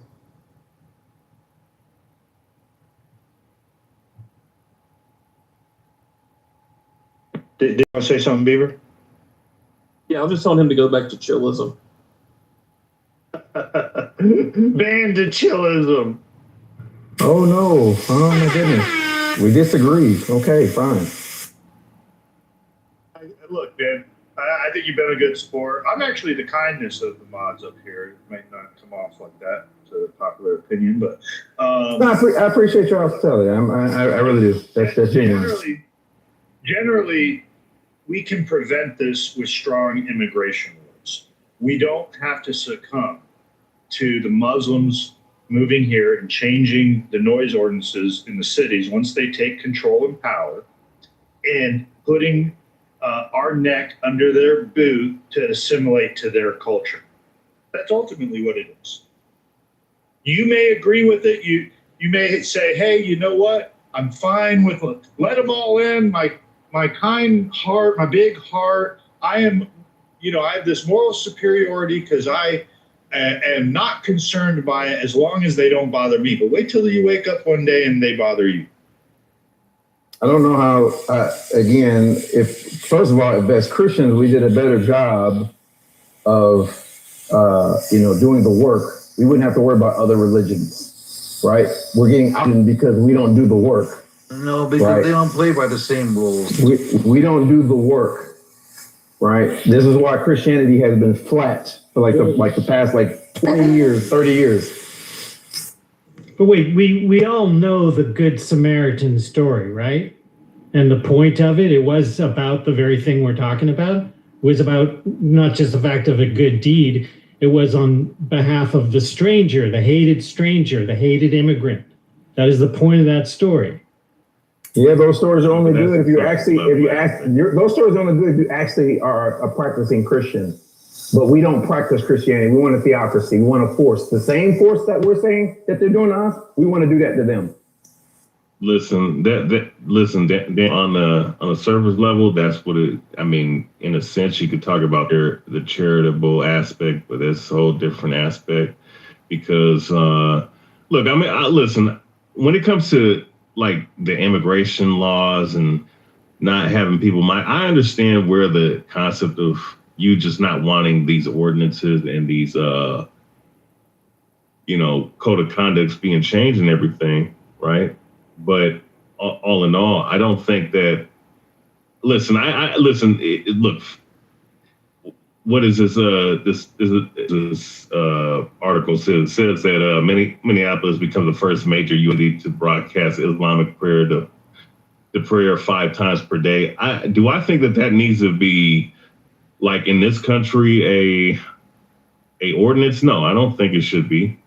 But do you really think that stricter immigration laws are going to stop this? Because I don't think that immigration has anything to do with them doing this shit. Yes, it does. Who's bringing in and what they're bringing in, what ideas. It's just certain people who believe in the Islamic faith, they got up in office and they started changing shit. So what? I mean, it's just like with Christians. Christians, are they even all immigrants? Like you guys are assuming all these people are immigrants. They're all second and third generation. Right, that's another good living in America. Which I see nothing wrong. Yeah, like you guys are assuming all these people in Minneapolis came from outside Minneapolis and changed the law. Who said that? How many of them didn't though? Because most of them did. Do you have any evidence about that? Away. Do you have any evidence? There are multi-generational families living all across. Prove your evidence that they're I'm not asking immigrants. you guys said. I hear the Somalians bitch and complain about it all the time in their English second language accent. No. You guys are the ones saying immigrants are coming over here changing the laws. So isn't it up on you? It's on you to provide the evidence. You guys said immigrants are coming over and changing the laws and change the ordinance. Is Bima here? Bima, this is the example of Stockholm Syndrome, okay? This is when you're dealing with the citizenry that you can tell them blatantly what the issue is, and they're like, well, prove it to me, show it to me. I just don't believe it. That shouldn't be hard. If what you're saying how is do you right. know they're not homegrown American Muslims that they're just participating in our democratic process and got their way, right? After all these years, Minneapolis. Yep. Because we're familiar with that they dumped because we're familiar with them dumping immigrants in Minneapolis in the 1990s. They were doing this. Minneapolis, we were familiar with these cities being quote unquote sanctuary cities, where they're inviting immigrants in to replace the citizenry. That's what they're doing. So it should be easy to find some numbers about that. Yeah, I'll give you an example. You're trying to make a point about the proportion of people in a city. No, I'm just asking the question. If you're trying to make a point about the proportion of people in a city and trying to make a point that all these people are moving in from outside of the country and changing the law, then shouldn't be too hard to find the numbers about the. I've got an example. This has been bothering me for a few months now. This is what happens. Listen to this. Hamtramck, Michigan these folks, these immigrant folks, got together. They went to city council. They got a permit. They got a permit to slaughter their animals in their personal property in their backyard for religious sacrifices. Now we got people doing, because of a religious sacrifice holiday, this particular thing they do, they're slaughtering goats in their backyards in Michigan, in their homes. We used to slaughter hogs and chickens. I don't understand the difference. On my farm. On my farm. Farm in a suburb. Town with What do you mean? If I wanted to right now in my little. Out with Billy on my backyard, I got this guy slaughtering. But if I wanted to do it in my backyard right now, I could do it legally. You guys, I'll tell you his problem. His problem is the ritual part of this. His problem is that Muslims are out here getting permits to do their Muslim shit. That's his problem. Are they getting permission to do it? No, the problem is mass migration How and dare they rapid do things cultural legally? change. Suburban town. I can do that. I can do that in my HOA community right now. Slaughter a chicken and nobody would say That's nothing. ridiculous, bro. No, you can't. Yo, You hey, get the bro, police all over you. You wouldn't. Hey, real quick. So, wait. So, real quick. So, like, I'm pretty sure that Joe. I don't know if you're a Christian or not, but I'm assuming that you are, right? Listen, the ritualistic practices that Clark is talking about is found in that same Bible that you read every day, right?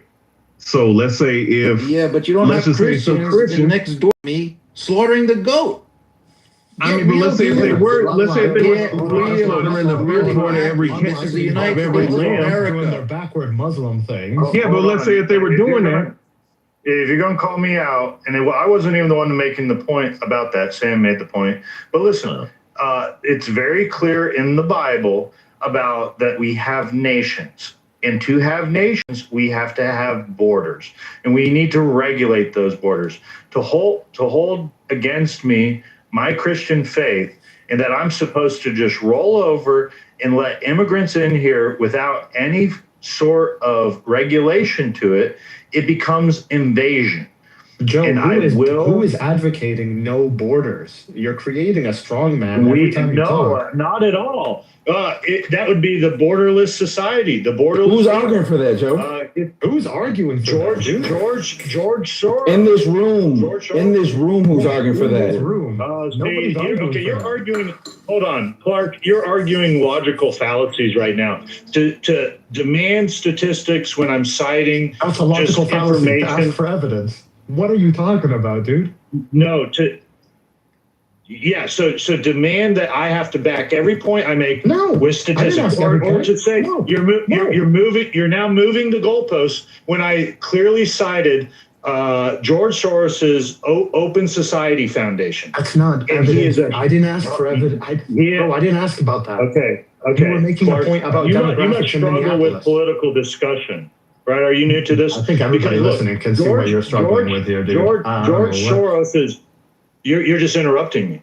So George Soros is one of the largest funders of Democrat policies. He is advocating for having an open border.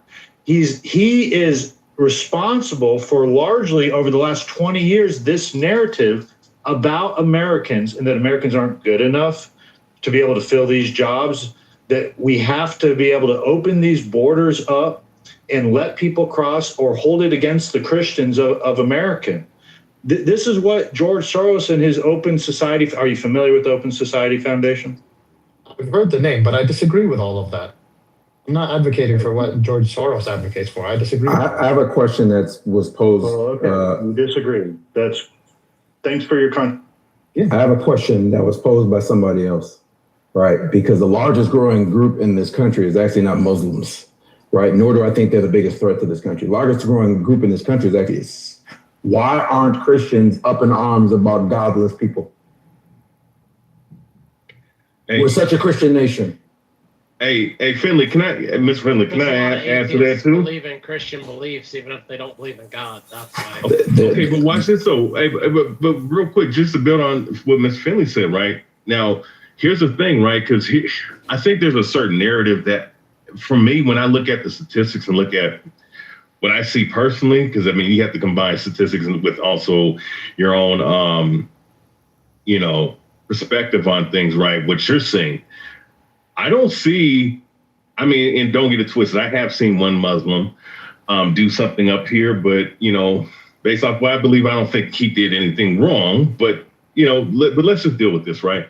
With Muslims, I don't see too many crimes being committed by actual Muslims, right? No matter what sect of Islamic faith that they believe in this specifically in this country. But when it comes to crimes, right, committed by certain people, some of them either are Christian or, like you said, there's some people can be atheists, but they follow a certain Christianity,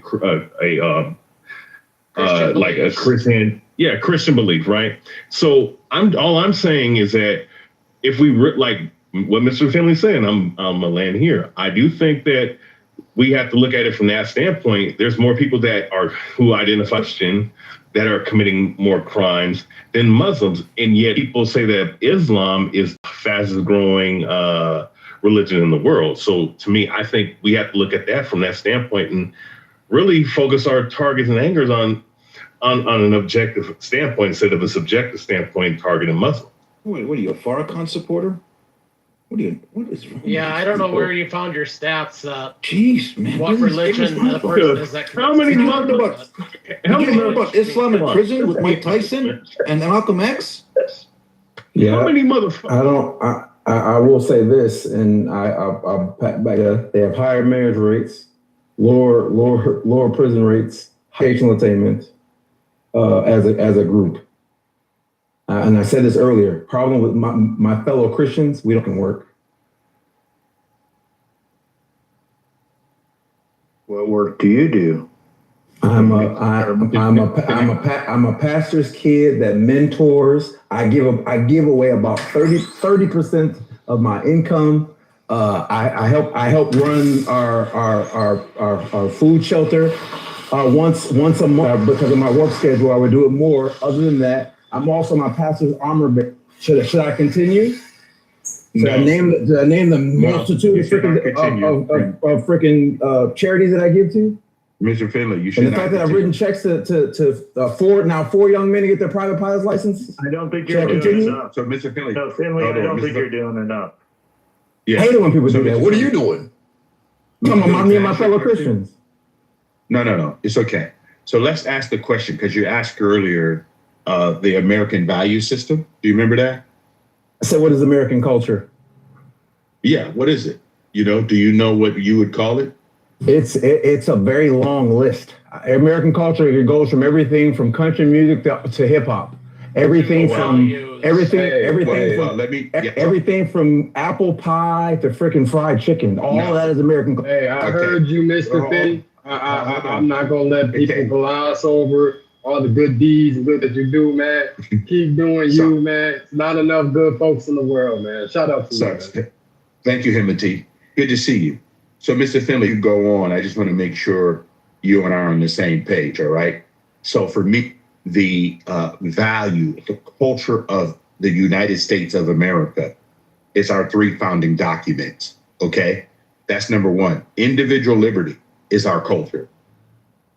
Equality under the law is our culture.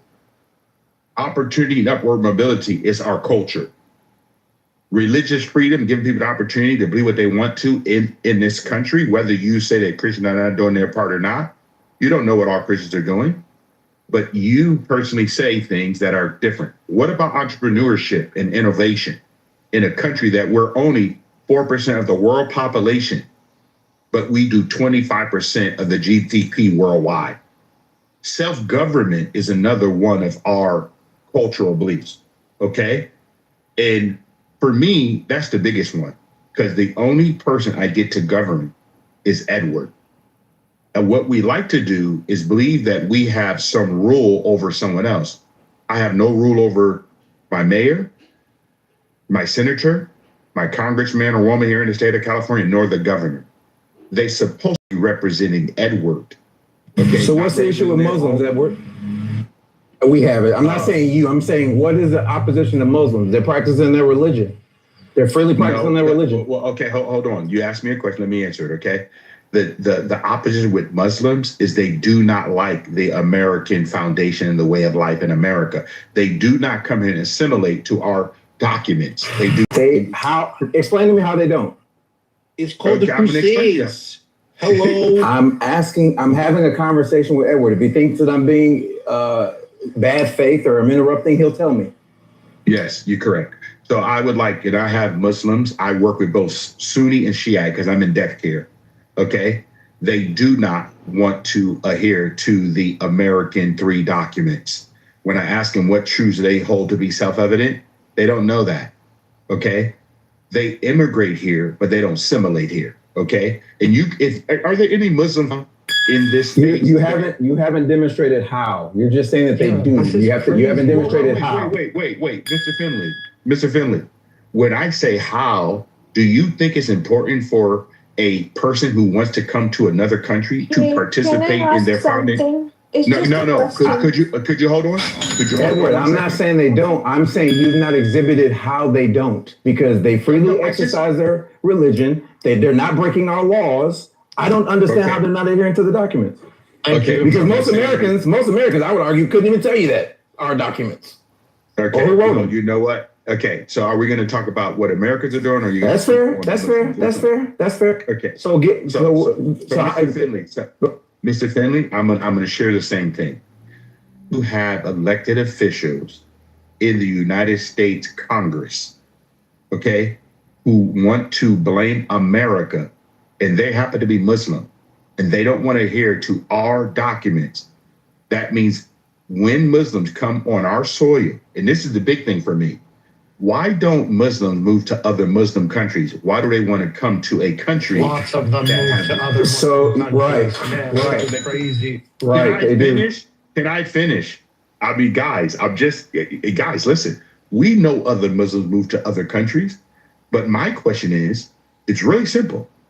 Apart from us being Judeo-Christian, the West, could you tell me, Mr. Finley, what do you believe that Muslims have in common with the Western way of life? We're having a different conversation because we just switched subjects. Right? Conversation. We're having a different conversation. I said, demonstrate to me how they don't adhere to the documents that you named. Now you're asking me why. Now you're asking me why they moved to America for the same reason that many people move to America: the freedom to practice your own religion, the freedom, right? The economic opportunities. That's why people come here. But they don't just come here to go to other Muslim countries. But you're yet to show me how Mr. show Finley, me how they don't adhere to those things. You have yet to show me that. Mr. Finley, I just said to you, individual liberty. Do you believe that they believe that you as an American, and Joe just pointed out to you that if a city in Minnesota allows them to blow the horn 5 times a day, that means they don't want to adhere to the American way of life. What do you mean the American way of life? They got the law changed. What does that even mean? There are Amish that don't freaking use electricity. That ain't the American way of life. And I would live in that community. Mr. Finley, can I ask you a question? Just one question, Mr. Finley. Go ahead. What truths do you hold to be self-evident? We're switching the subject. My question to you was... I'm asking a different question. I already gave you a question. I don't want to quote... I do not need to quote our founding documents respectfully. The challenge was on you to show me how Muslims to American way of life. And you have yet to demonstrate this or adhere to our founding documents. You have yet to this. You're switching the conversation. No, I'm not, Mr. Finley. Mr. Finley, I'm going to say this again. If I know that a Muslim is here to promote Islam, Sharia law, how to do everything to change Sharia law. There it is. They're not promoting Sharia law in America. Oh my God. Mr. Finley. Of course they are. I just want to, no, hold on. No, Mr. they Finley. are not. Yes, they are. They are. They get around. I'll say, you guys, Is your evidence that they've got 5 times a day? Is that what you think Sharia law is? About 5 times a day? Because it's not. No. Okay, Daniel, thank you. It's part of it. I don't know. It's not part of Sharia law. Yes, it is. Jews pray like 4 or 5 times a day, and so do some Christians. Yeah, they don't put a big speaker and tell the whole neighborhood to come pray though. That's the biggest tragedy. They tell the neighborhood that is around the mosque, which is where they live. It's no different than my church ringing the bell to come to church. We need to. But he hasn't. I'm sorry. I'm gonna let Edward and Finley finish this, and then I want to address Finley, and then we'll go to the rest of the state. Go ahead, Edward. About that, Mr. The mic is yours. The mic is yours, Edward. Go ahead. Yeah. So the difference is that when we talk about, and you gave me a very good thing, good question, okay?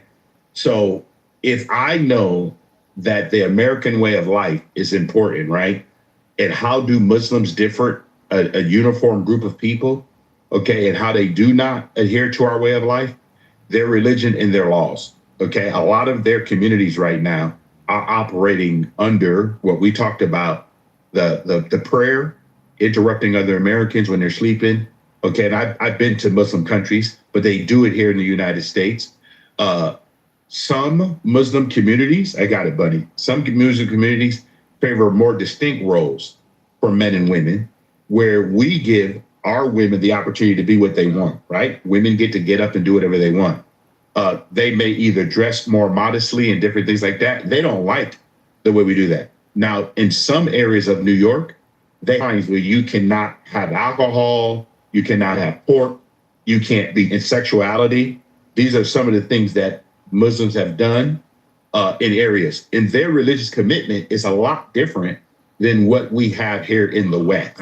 So those are some things I point out for you, okay? So the Amish do the same thing, right? Some Jewish groups do the same thing, right? They women can't do everything. They got to dress a certain way. They don't believe in premarital sex.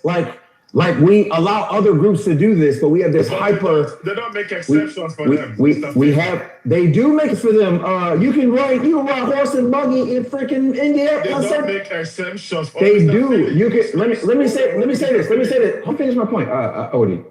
In certain parts of freaking Indiana, horse and buggy can ride down the freaking highway, and you have to yield to them. You cannot move them out of the way. Like that's them. They went to the local government and said, "Hey, this is our way of life. Can we live this way?" And they changed the laws to adhere to that. That's annoying. I'm not lying.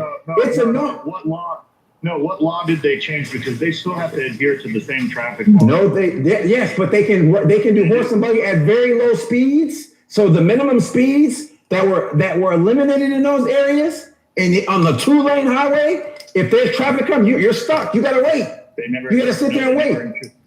They never introduced a higher minimum speed in those areas because of the Amish. The Amish were already there when they started bringing higher speed roads into those regions. But look, Mr. Finley, I got to address this with you. You're very quick to chastise Americans and Christians, and demeaning us, saying, and you're generalizing, not anyone here personally, but you're demeaning to the general American that we're not smart enough, that we're not qualified enough, and that we don't have enough faith in Jesus Christ. But man, I got to tell you, you got right here on this stage and started bragging about all of what you've done. And because someone asked me, I think you. I wasn't bragging. Someone asked me. No, that was bragging. And no, it wasn't. Someone asked me what I do. I didn't bring that up. Someone asked me what I do. I asked you. I answered the question. It wasn't me bragging. You asked the question. It was bragging. And it seems like you have this moral superiority. I don't have a moral superiority. I just want my family members to do better. I wanted to read to you, Matt, just real quick, it's 3 verses.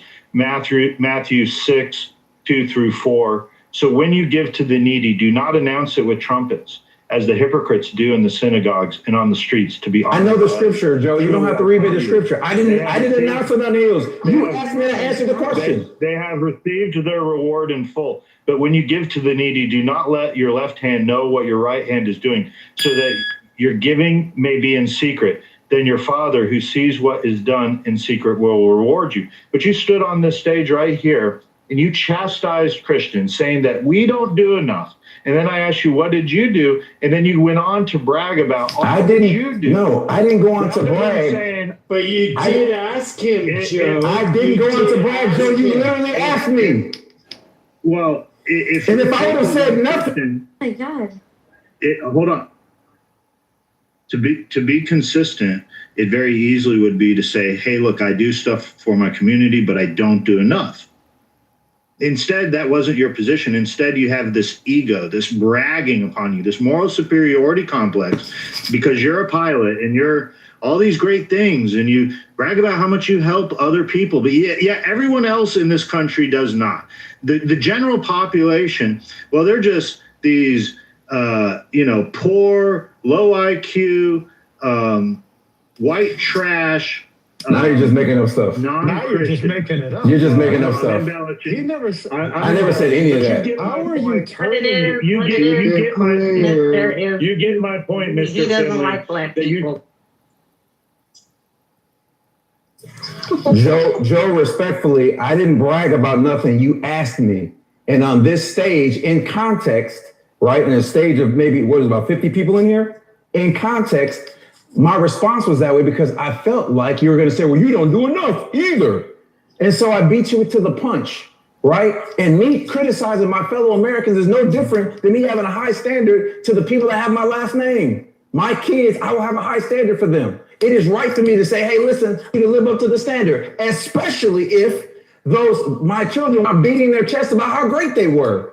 That is the biggest problem with my country. It's okay. It'd be okay if we're comfortable, but no, we say we're the greatest country in the world. We say we're the light on the hill. We say that. We say that. I am simply challenging us to live up to those standards. And we claim that we are a Christian nation. So if we are, then we need to be doing the work. That is me challenging it's not me saying we're hating my country. I want us to live up to the standard that we said that we are. If we're going to be on the soapbox and beat our chest, we darn well better be ready to back it up. That's it. Nothing more, nothing less. And I always say we. Wait, let me say this. Let me land here. And I always say we. I never exclude myself from the we. Never. You did. I did not. I did not exclude myself. How we got to that point is you chastised Americans for we claim to be a Christian faith or a Christian country. Listen to what I'm saying. However, we don't do enough for these immigrants. You get what I'm saying? I said it clearly. I included myself. I said we. Okay.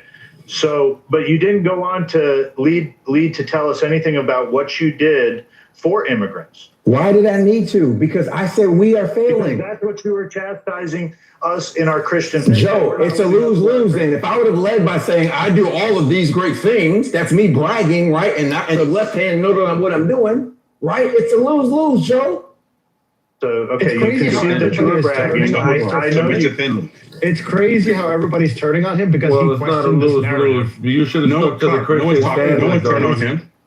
No one's turning on him. Mr. Finley, listen, he tricked you, Finley. The reality is, no, it's Mr. Finley. He tricked you. You should have stuck to your Christian values, but you deviated from that too, because you know you should conceal what you do to charity. You know that. Resistance in context. In context. It doesn't matter if you ask you. You know that. You should have concealed it. In the that's what a context, true Christian does. listen, and a true giver to charity does. In the context of this, reveal that to others. In the context of this conversation, God is not going to look down at me and say, "Hey, shame on you," because I don't beat my chest about what I do. Actually, bro, he would shame on both of you because you know how you both talking in vanity right now.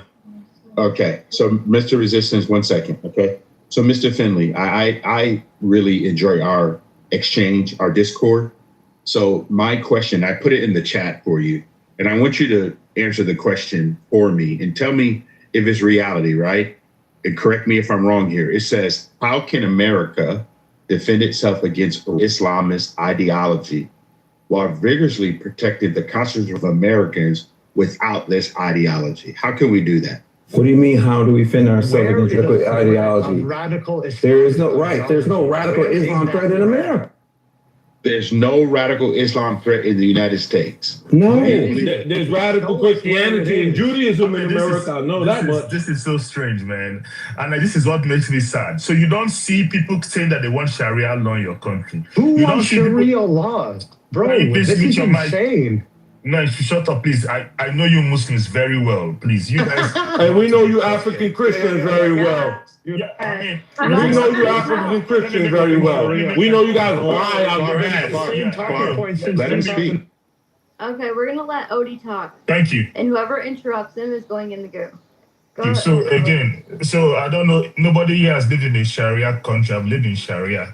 So let me give an example. Mr. Finney, I'm kind of sad. So let me give an example. We have Jews in America, right? You have Indians. The Jewish people don't eat pork. The Jewish people don't go to your school boards, like what happened in Maryland, and tell people that they must change their dieting habits. You know what they do? They create their own schools. They pack their own lunches. But in Maryland here, in Montgomery County, Muslims went on a protest against what people are eating. Oh, you don't want pork in your food. They want them to create a halal meat. They want people to change their ways because of them. Nobody is forcing you to eat haram food. Nobody is forcing you. You can always pack your lunch. There are views of people. I don't like the American diet. So let me put it this way. Should the Indians in America wake up and say, oh, we don't eat beef. We worship cows. Stop eating beef. So imagine if every group in America wakes up to start saying that they should feed or they should do things according to how they feel or their religious or traditional dictates. So that's one aspect. Now people talk about Sharia. There's enough videos of people calling for Sharia in America. In fact, one of the reasons why I'm not supporting Al Said is that he has made it known in his own mouth that Sharia is obligatory.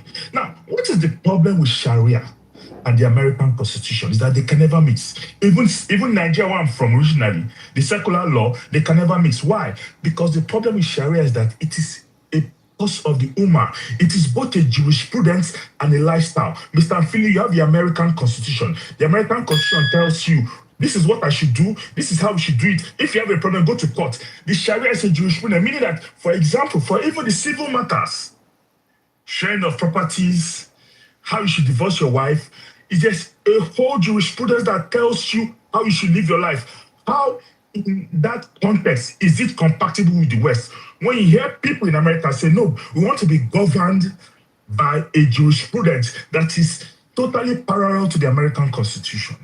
So again, if you guys think that it's a joke, I come from a country and I saw how they behave. They lie to you. They tell you things. Let me give you an example. Haram. Music is haram in Islam. But you see the Muslims laughing and joking with you. You think that you're not wise up. Music is haram in Islam. Music haram in Islam. It's my opinion. I've read the Quran too. I've read almost all the hadiths. So again, the question is, what society do you want America to be? That's right. I am an immigrant. I am Igbo.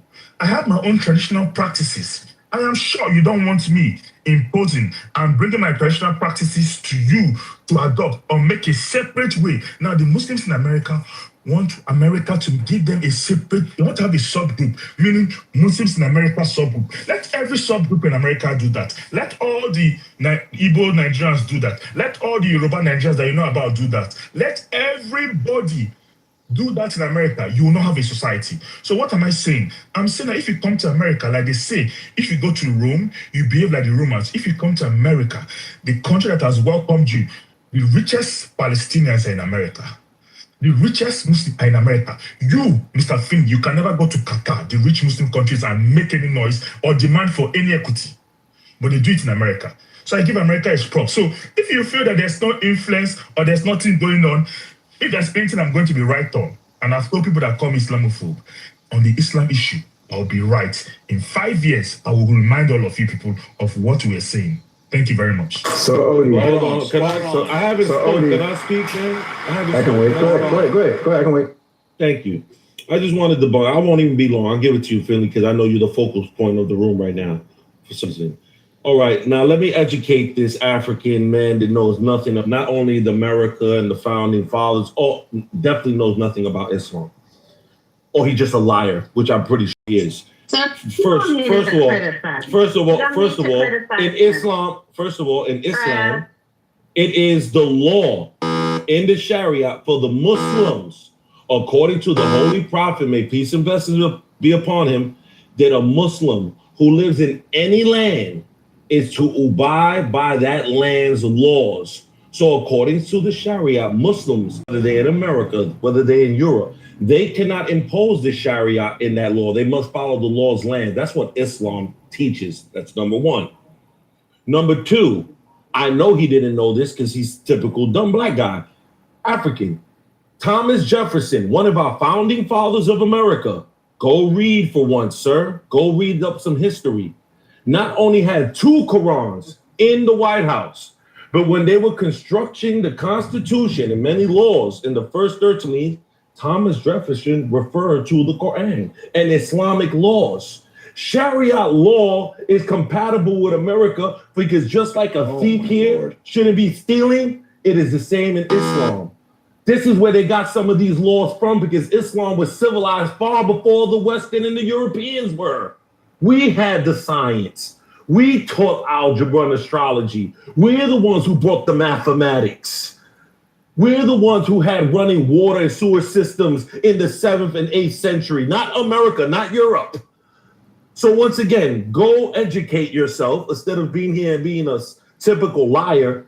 And last point, in America, go look this up yourself. In America, in most public schools, because see, Muslims have private schools too. I don't think he knows that. They have their own Islamic schools, so yes, they can do what they want there. Their own dietary, their own curriculum, Quran, and then regular mathematics, whatever the case may be. But so do the Jews.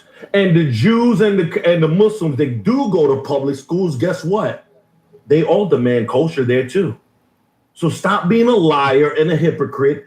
These are things that all religious factions, especially ones that actually follow their, like the Christian and Catholic savages that practice homosexuality and eat pork, even though they didn't do it. You guys have the issue, not the Muslims. The Muslims are fine with following the rules here. That's why we're here. You're just mad that we're taking over because we have more respect and more dignity, and we actually do more work than you lying Christians that held mayor status in New York City, for example, for generations and did shit with it. The Mondani makes you look like the Christian scums in our land. Okay, folks. So, he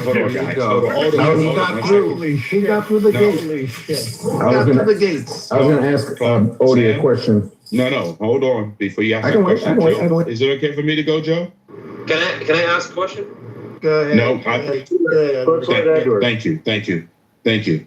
So resistance, it's kind of interesting. Instead of you attacking Odin's point, you decide to call everybody out of character. So I don't know if you know this, but there's major legislation right now in 32 different states here in the United States, right now in America, that's pushing back on all of these different opposing directions of Muslims in America. 32, okay? There's different measures that are being pushed because what they're trying to do is enforce their religious law into American Constitution, okay? So they push back. I got it, Daniel. Why don't you look it up, Daniel? No, they're not. Okay. That's stupid texting them, trying to put in laws that don't exist. Because there is no constitutional amendments. Can I finish? You're talking about constitutional amendments. You know how the Constitution works.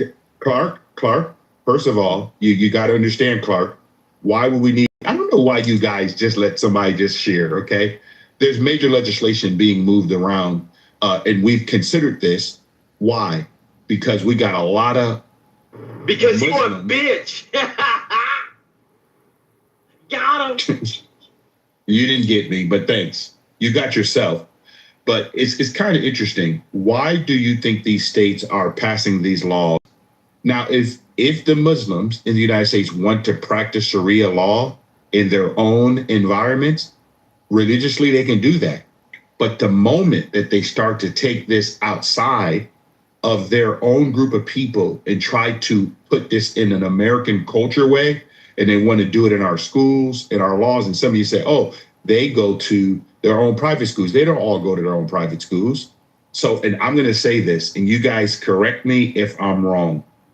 How many of us in this President Trump house, okay? Yes, we could talk facts, Daniel, because Daniel, I don't know if you like America or not, but if you believe that America should defend itself, both Islam is political. Yeah, you got it, 1,000%. I just ask us all this question. Do we believe that Islam, okay, the nature of Islam, the theocracy, is compatible to the Western way of life of individual freedom, peace, and you governing your own life? So I would like for anyone to answer that question. Yeah, it is, because there's plenty of people who practice Islam since the inception of America. So hold on, let me say this. There's people who have practiced Islam since the inception of America and have been here. So to suggest that somehow Islam is somehow in against the standards of America, which is built on religious freedom, is crazy. Like there's an extremist sect of everything when it comes to religion. We know that. And unfortunately, that particular religion gets branded for its extremist sect far more. I don't know how many people you know that are actually Muslim, but a lot, man, they're definitely a much more peaceful people than they give credit for. That's not true, but okay. So, Odie, I want to ask you a question. Totally true. And when you demonize one religion, hold on, let me just say this and I'll get right on. If you demonize one, excuse me, sir, you got to speak quite a bit. If you demonize one single religion, even atheists, if you demonize one form of belief in America, you're no longer America. I just want to ask you a question, because you said, hold on. I'm gonna let you go. No, Daniel, okay. We can play with this. We can play with No, Daniel, I want to ask Daniel a question. Daniel, how did I demonize one religious group? Please explain that to me. Daniel, don't answer that question. No. Because he's not. He wasn't. His question. He wasn't posing. He wasn't posing that you particularly. You are his lawyer. Go ahead. No, because I'm trying to. How did I say something like that? I'm ready to answer. I'll answer the question. I'm bringing up the point precisely in what he's saying and telling me not to answer it to make the case. The entire conversation is about special attention to the threat of Muslims, okay? So it's not a question of whether you're just yourself in this particular word or that particular word demonizing. There's a generality that there's something wrong with this religion versus all the others. No, we never said religion. Daniel, hold on. Let me respond to Daniel. Daniel, I agree with you. As an American, I have a right to point out any foreign or domestic thing that goes against our three documents. That's a lie. They don't allow you to do it for Israel. Why would they allow people who are? Can I finish? Why would they allow politicians? I want to honor you. Have a total right, Edward. I really respect Edward. You do have a right to your opinions. I'm just commenting that from where I sit. Anytime you are going to, I use the word demonize, you can use anything else you want pejorative. If you highlight a particular religion as a threat, I do not think you have the essence of America any longer. Okay, so Daniel. Also, Edward has yet to demonstrate to me how they're doing it. Way of life that we don't. Can I finish? American. You guys got I let him land. Can Daniel and I have this exchange for one moment, please? Just one moment, guys. Okay, there's no awards here. No one's going to win any awards, okay? So, Daniel, I'm going on the fact that we have 32 states that are actually passing legislation so that we, as an American, can continue our way of life and not have a group of people or a religious order to come and try to change our documentation as the Constitution, the Bill of Rights, and which is most important, right? Our Declaration of Independence. I would like for people to come to America and assimilate into the United States of America. Now, if you want to keep your way of life, that's different. But for us to all sit here and believe, okay, because worldwide, and you correct me, Daniel, worldwide, why do some of the Muslim countries don't accept other Muslims, but yet because America have very little backbone to push back on ideologies that don't support our country, that's where I have a problem with. Okay? Mm-hmm. Well done. What So your problem with all Muslims. ideology. So your problem. Are you ready for me and you that now, means Mr. all Finley? Muslims are fair game. Yeah. That's your problem, Edward. That's fair exactly game what to Daniel everybody, said. man. Let's not move. We don't.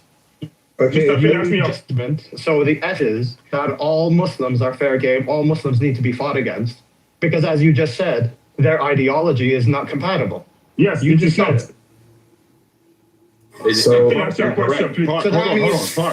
means the Muslims who are that means Pre-Crusade War. Hey, What can do you I say not something? get? I'll just finish the point. No, one second, I. Can I say something, guys? I'll just.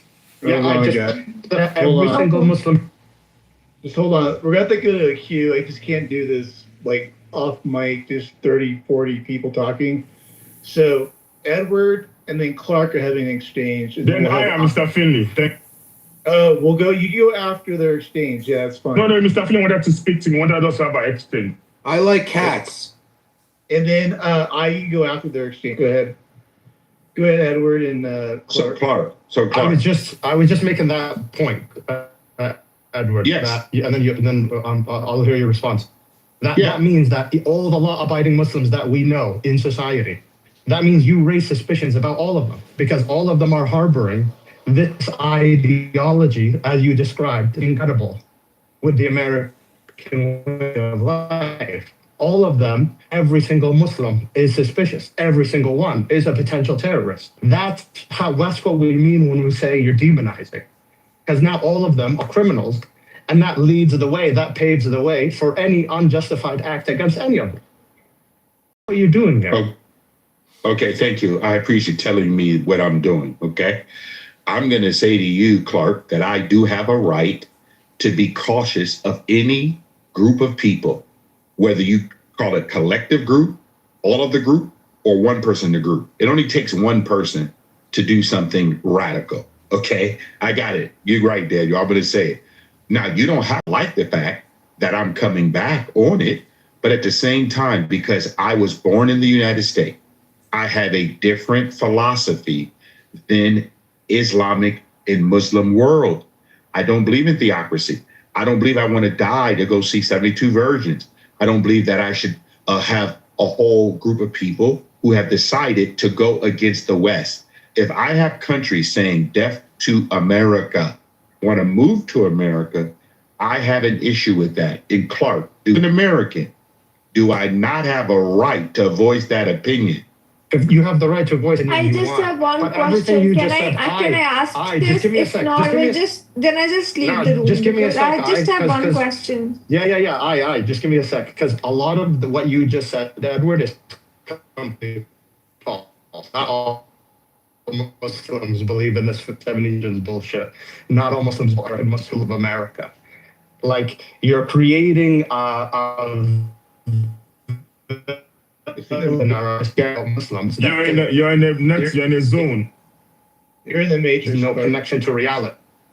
You're in the matrix. Let's let you've been trying to get in. Odie. Yeah, look. I got Joe. Can I go after the last person, man? Yeah. Well, I got you. Can you? We'll go right to you. Just hold on. Look, I got to correct the founding.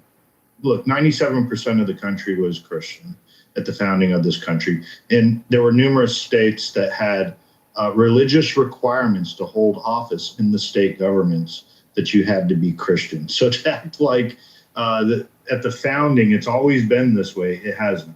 The secularists have chipped away at this over the years. The Quran, while it was cited by Thomas Jefferson for, he was asked and challenged about would also the government not be able to set laws against the practice of Islam in this nation, in the United States, and he said no, they wouldn't be able to do that. That's what he's referencing. But The government is not based on Islam whatsoever. It's Israel and the Anglo-Saxons. Anyhow, I'll pass it over to Joe, that is such a, hold on, that is just such Daniel, a huge claim. I'll just clarify my point because I was telling to Edward, the reason why you're demonizing what you're saying is actually you're allowed to hold any opinion you want, but the reason why that's demonization is because almost everything you just said about Muslims in your sentence was false. Not all Muslims believe in the 72 virgins bullshit. Not all Muslims believe in death to America. There are multi-generational Muslim families in America that love their country. That serve in the there you US go, Army, that serve in the US police. Assimilation. Okay, Hello. yeah, That's Mr. fine. Finley, Mr. Finley.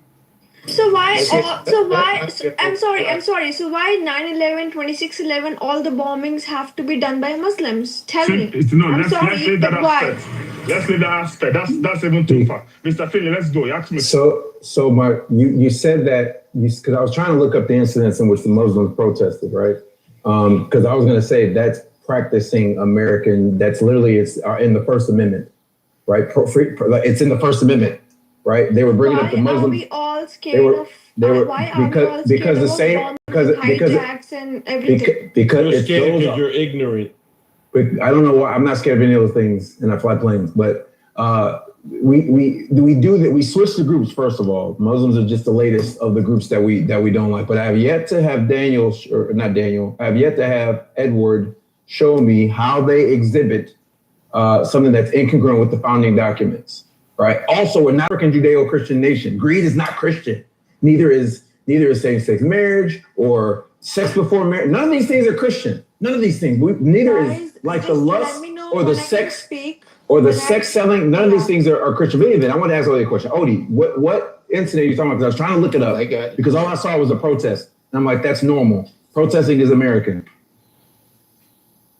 I said that in Montgomery County, they decided that they want kosher food. I mean, halal food. Like it happens. I read that in the news on WZB. This happened maybe like 6 years ago or 5 years ago during Biden's time. Yeah, but that's not abnormal. All right, we're gonna get new people in. Just the same people over and over. Okay, let me just make my comments. I got one. We're done with that. Thank you, God. New people. 1 minute max. No, 1 minute. You go after I. You go after I. It's okay. We got your voice. It's good. Go ahead. You can try to get in.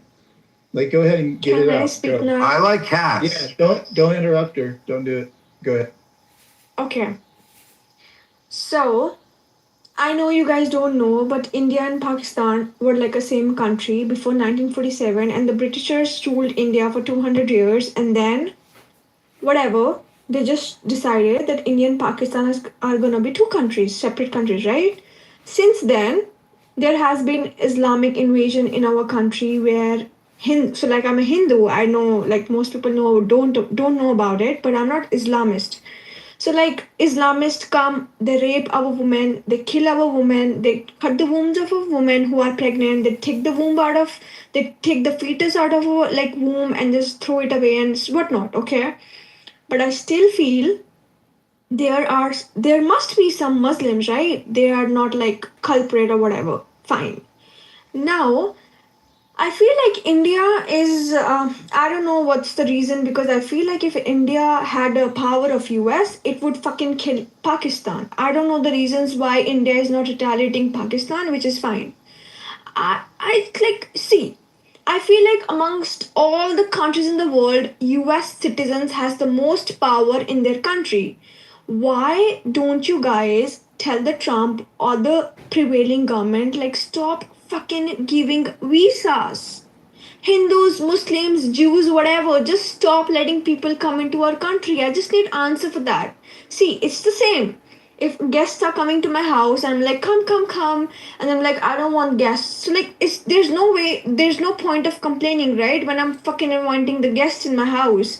Why don't you guys actually, being a US citizen, tell your government, like, protest or do whatever, like, stop giving the visas?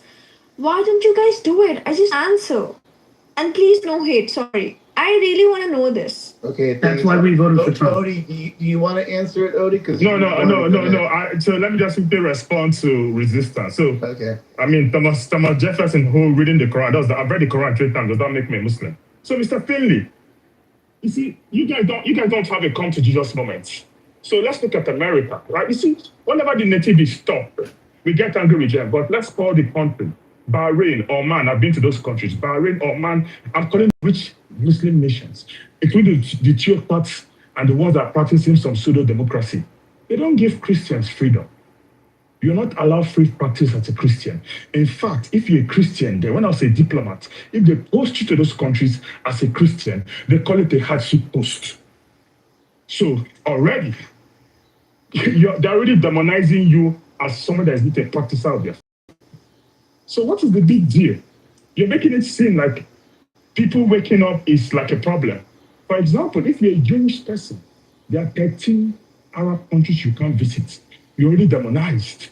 So what is the big deal about demonizing? Like they don't do it to people that are not Muslims. So that's a weak argument. I don't believe in it. 2, this is very simple.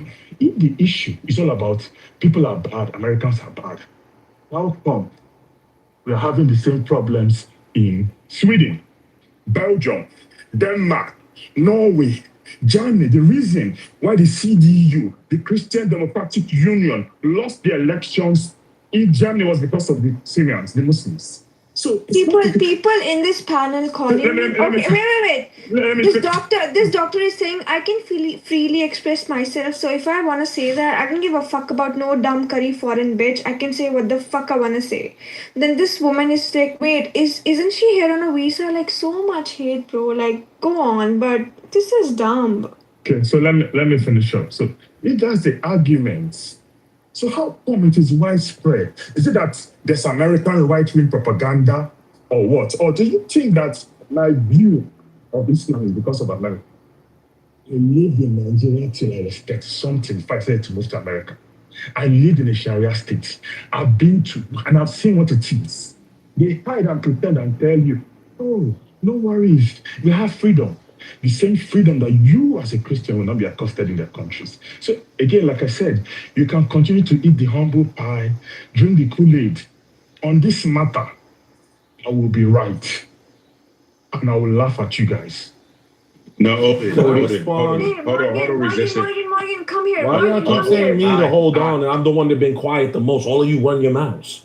Oh, okay, resistance, do me a favor. Listen, I'm gonna let you go ahead and speak, but no, one second, will you mute, please? So go ahead, resist. I'm gonna let you go. I go after you, okay, sir? Thank you very much. I appreciate that. I just like talking behind Odie because it's easy to debunk his idiotic nonsense and his lies. Anyone could go, once again, look this up yourselves. These are these fake Christians that claim this Christian Judeo, union with Israel and, westernized society. But check out these numbers. Very easy to, like I said, get yourself. Israel has approximately anywhere from 150 to 200,000 Christians. They've demolished churches. They have exiled many Christians from their villages and from their homes, and they persecute them. Christians, supposedly, Judeo-Christian values. But yet, when you go to, for example, countries as the United Arab Emirates, Saudi Arabia, Kuwait, Qatar, Bahrain, Oman, the Gulf states. Here's some numbers for you. In the United Arab Emirates, almost 1 million Christians are there. Multiple churches have been built there for Christian worshipers. They have the same rights as anyone else in the country because the country is not governed by Sharia. They have their own secular laws. That's number one. Saudi Arabia, 1.3 to 2 million Christians are in Saudi Arabia, the home of the Muslims. They are also having their places of worship and they follow the laws there and they are treated as equal citizens. You go to Kuwait, anywhere from 700 to 800,000 Christians. Qatar, 500,000. Bahrain, 400,000. Oman, 200,000. So when you hear these nonsense about how Christians are treating or getting persecuted in countries that are populated by Muslims, because they're not Muslim countries, as he tries to say, or Islamic countries, because they're not, most of those countries are not governed by the Sharia. Everyone knows who has a brain and can go, research. These are just these Islamophobes such as yourself.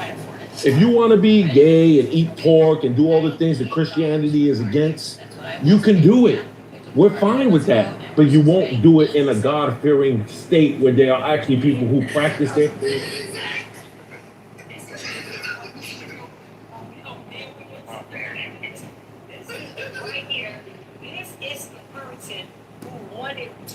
Try to destroy everything Chicago looks red is doing for the citizens and the people of Chicago. This person right here is the one. After everything he had done, shiesty, and haven't did anything for the people, and this person right here decided to say, yup, I'm gonna go after Chicago looks red. You got any comments? This was your article, yes. Oh, Zoe. Yeah, no, yeah, we have to have the commentary track. Thanks for having me on. A lot of comments because, hello? Yeah. We're having some reception issues. But a lot of comments. One comment is, you see what's on his lip in that photo. That's comment number one. Comment number two, he just, like, he's like, he loses a bunch of cases. It wasn't just COVID. It wasn't just the guns. He just recently lost a Terry Newsom sexual stalking lawsuit a few months ago. So like Tom is pretty impressive in like how he's able to lose but still like show up and still claim to be a lawyer. Like it's pretty impressive that he wasn't suspended for a longer time than just a couple months. And that happened after this article came out. He ended up getting suspended for a lot of the incidents that were described. Described. Yeah. And he's still walking around with his how do you get that? Are you familiar with Tom DeVore? Like how long have you known him as a person in politics? Is what do you think of Tom? So I knew like since 2022, and I knew like of him a little bit before because he did become famous through COVID and the lawsuits. So anyone who just doesn't read the headline, this is clownish. So everybody's putting on blast, he's on TV, what's going on. Like, wow, this was the only person I know who's benefited from COVID or from the strict gun laws in Chicago. Because most of the people I know that are a victim of gun laws are either shot or in jail for having a gun. Meanwhile, Tom DeVore is making $700,000 or whatever it is. But I knew him in 2022. And this is kind of briefly discussed in the article, but I didn't really go too deep into it. But the reason why I stopped interacting with the reason why I kind of had a bad taste of Tom DeVore is because he would always be at most of the events I saw politically, at least the ones I was at, he was very drunk, I guess, or appeared to be drunk. And he also was around a lot of younger people, including younger women. And even in the article, there's a picture of a girl who's under 21 and they're at a bar in the photo at a Chicago bar, and he's handsy. And actually, one thing not mentioned in the article, I believe it's alluded to, there was an arrest incident with Tom DeVore at the Sangamon County Lincoln Day dinner in 2022, 2023.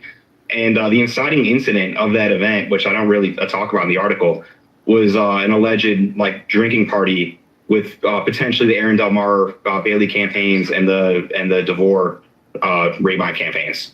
So I always just thought he was a creep. But I just never was a really was a part of my life. Didn't really think about him too much. And the impetus for writing that article was just, the Illinois Record is my blog. Those are my thoughts. And so that's just me paying attention to Illinois politics and writing about it. But a lot of people take it as a personal slight. It's very funny because he's Tom DeVore. Privately he goes, "I'm going to end your career." So even before that article was written, I was arguing with him back and forth about some of the people that he was endorsing. And his thing is he clearly wants to be he's kind of like the fat ugly kid that gets rich or wins prom king somehow, or but he really seems like he wants to belong but doesn't. So in our private interactions, he was saying F you, Max, you're jealous, you want to be involved. But then publicly to the world, he's telling the world I work for Pritzker, I'm a Democrat plant. And then he uses a photo of me with J.B. Pritzker before he was governor at a party event. So it's very, I don't know. low class, deceptive, stupid. Does he do the picture of Del Mar and Hillary Clinton? Does he post that picture? Of course not. No, here's the thing too, is he never, because I think he also, like, politics isn't a smart person's game. And so to some degree, he must understand that Del Mar is toxic. So you'll notice he doesn't really talk about Del Mar directly too much. A lot of it's indirect support of just like, come on, guys, we got to unite now. I know there's some criticisms, but like, you notice that, like, he gets all like the unity. We all got to come together for the people that benefit him. But then if it's someone like said something mean to him, or like if he had a crush on someone and they didn't return his feelings, then he just goes off on them. Like, he's posted on, I think, Tony McCombie over 400 times on social media. Wow. And I'm not the biggest Tony McCombie fan. Like, I think let's find Tony McCombie real quick. Yeah, and I think there might be a little crush situation going, but because like the Illinois state reps have no power. Like, I'll criticize every single one of them because they all should be screaming of what's going down in Springfield. But at the end of the day, they are a super minority power. So of all the things that are going wrong in Illinois, I don't think Tony McCombie's the top of the list. But he's 500 times maybe. and petty attacks, he likes to attack people's looks and their backgrounds. He attacks her background. He's a bald shampoo salesman. I think it seems like the shampoo company's over from the article. But now he's selling egg rolls, and he has the gall to like attack people. Oh, he attacks her for being a bartender.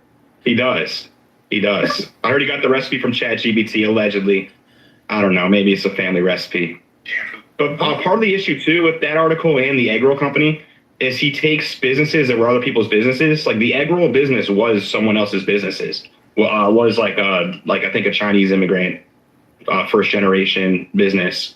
And Tom's like, I got a social media following, maybe a client, maybe I got a big social media following, or like I'm a businessman, I get people. Yeah, that's Tony McCombie. He goes after her a lot. He goes out there. Yeah, he might. Well, was he trying to get a job? She didn't want to retain him as an attorney. Or it's just, from my experiences, I feel like a lot. That's what kind of angers me. Is I wish people had standards and principles, and when they cross them, then they start criticizing. But it seems like most things come down to they didn't get a job, they endorsed another candidate, they said no to a date. Seems most political feuds are that, and not here's an issue I really care about, and here's my red line, and you crossed it. Okay. Well, also another theory that makes sense is she probably is the biggest, she controls the biggest Republican funds, I think like $1.5 million, the HRO. And so if someone like DeVore was able to kind of get at her majority of the super minority, they can control that bank account. Because that's the funniest thing about DeVore is he started the Tom DeVore's Rhino Removal PAC, where he was going to raise money to replace all the bad rhinos in the state reps. And I think he raised like $4,000, $5,000. So he could have got like 2 Vespas. And I think they won one race, like good for them, but I don't think it was necessarily him. It was probably the candidate themselves. But so after that debacle, now he's starting a consulting company. So good luck, Tom. Illinois Republican Party, you fail upward. Every time you lose, it's like now he's got the key. It's like, why didn't you use those skills when you were running or when you ran your PAC, Tom? What do you think about the Illinois Republican Party? I think it's what happens anytime if you have, like, imagine if you have a thriving business or you have a beautiful house, and then it gets like your situation, and then the government seizes it, or just people just leave. Like, the things that come to that dilapidated property are usually the worst of society. Drug dealing, prostitution, just shady deals. And so because the Illinois Republican Party has never had this little power in its 120, 130-year history, this is empirically true, I think you're just kind of seeing it's like a magnet for all that kind of behavior. It's kind of just become like an abandoned lot on the northwest side or southwest side.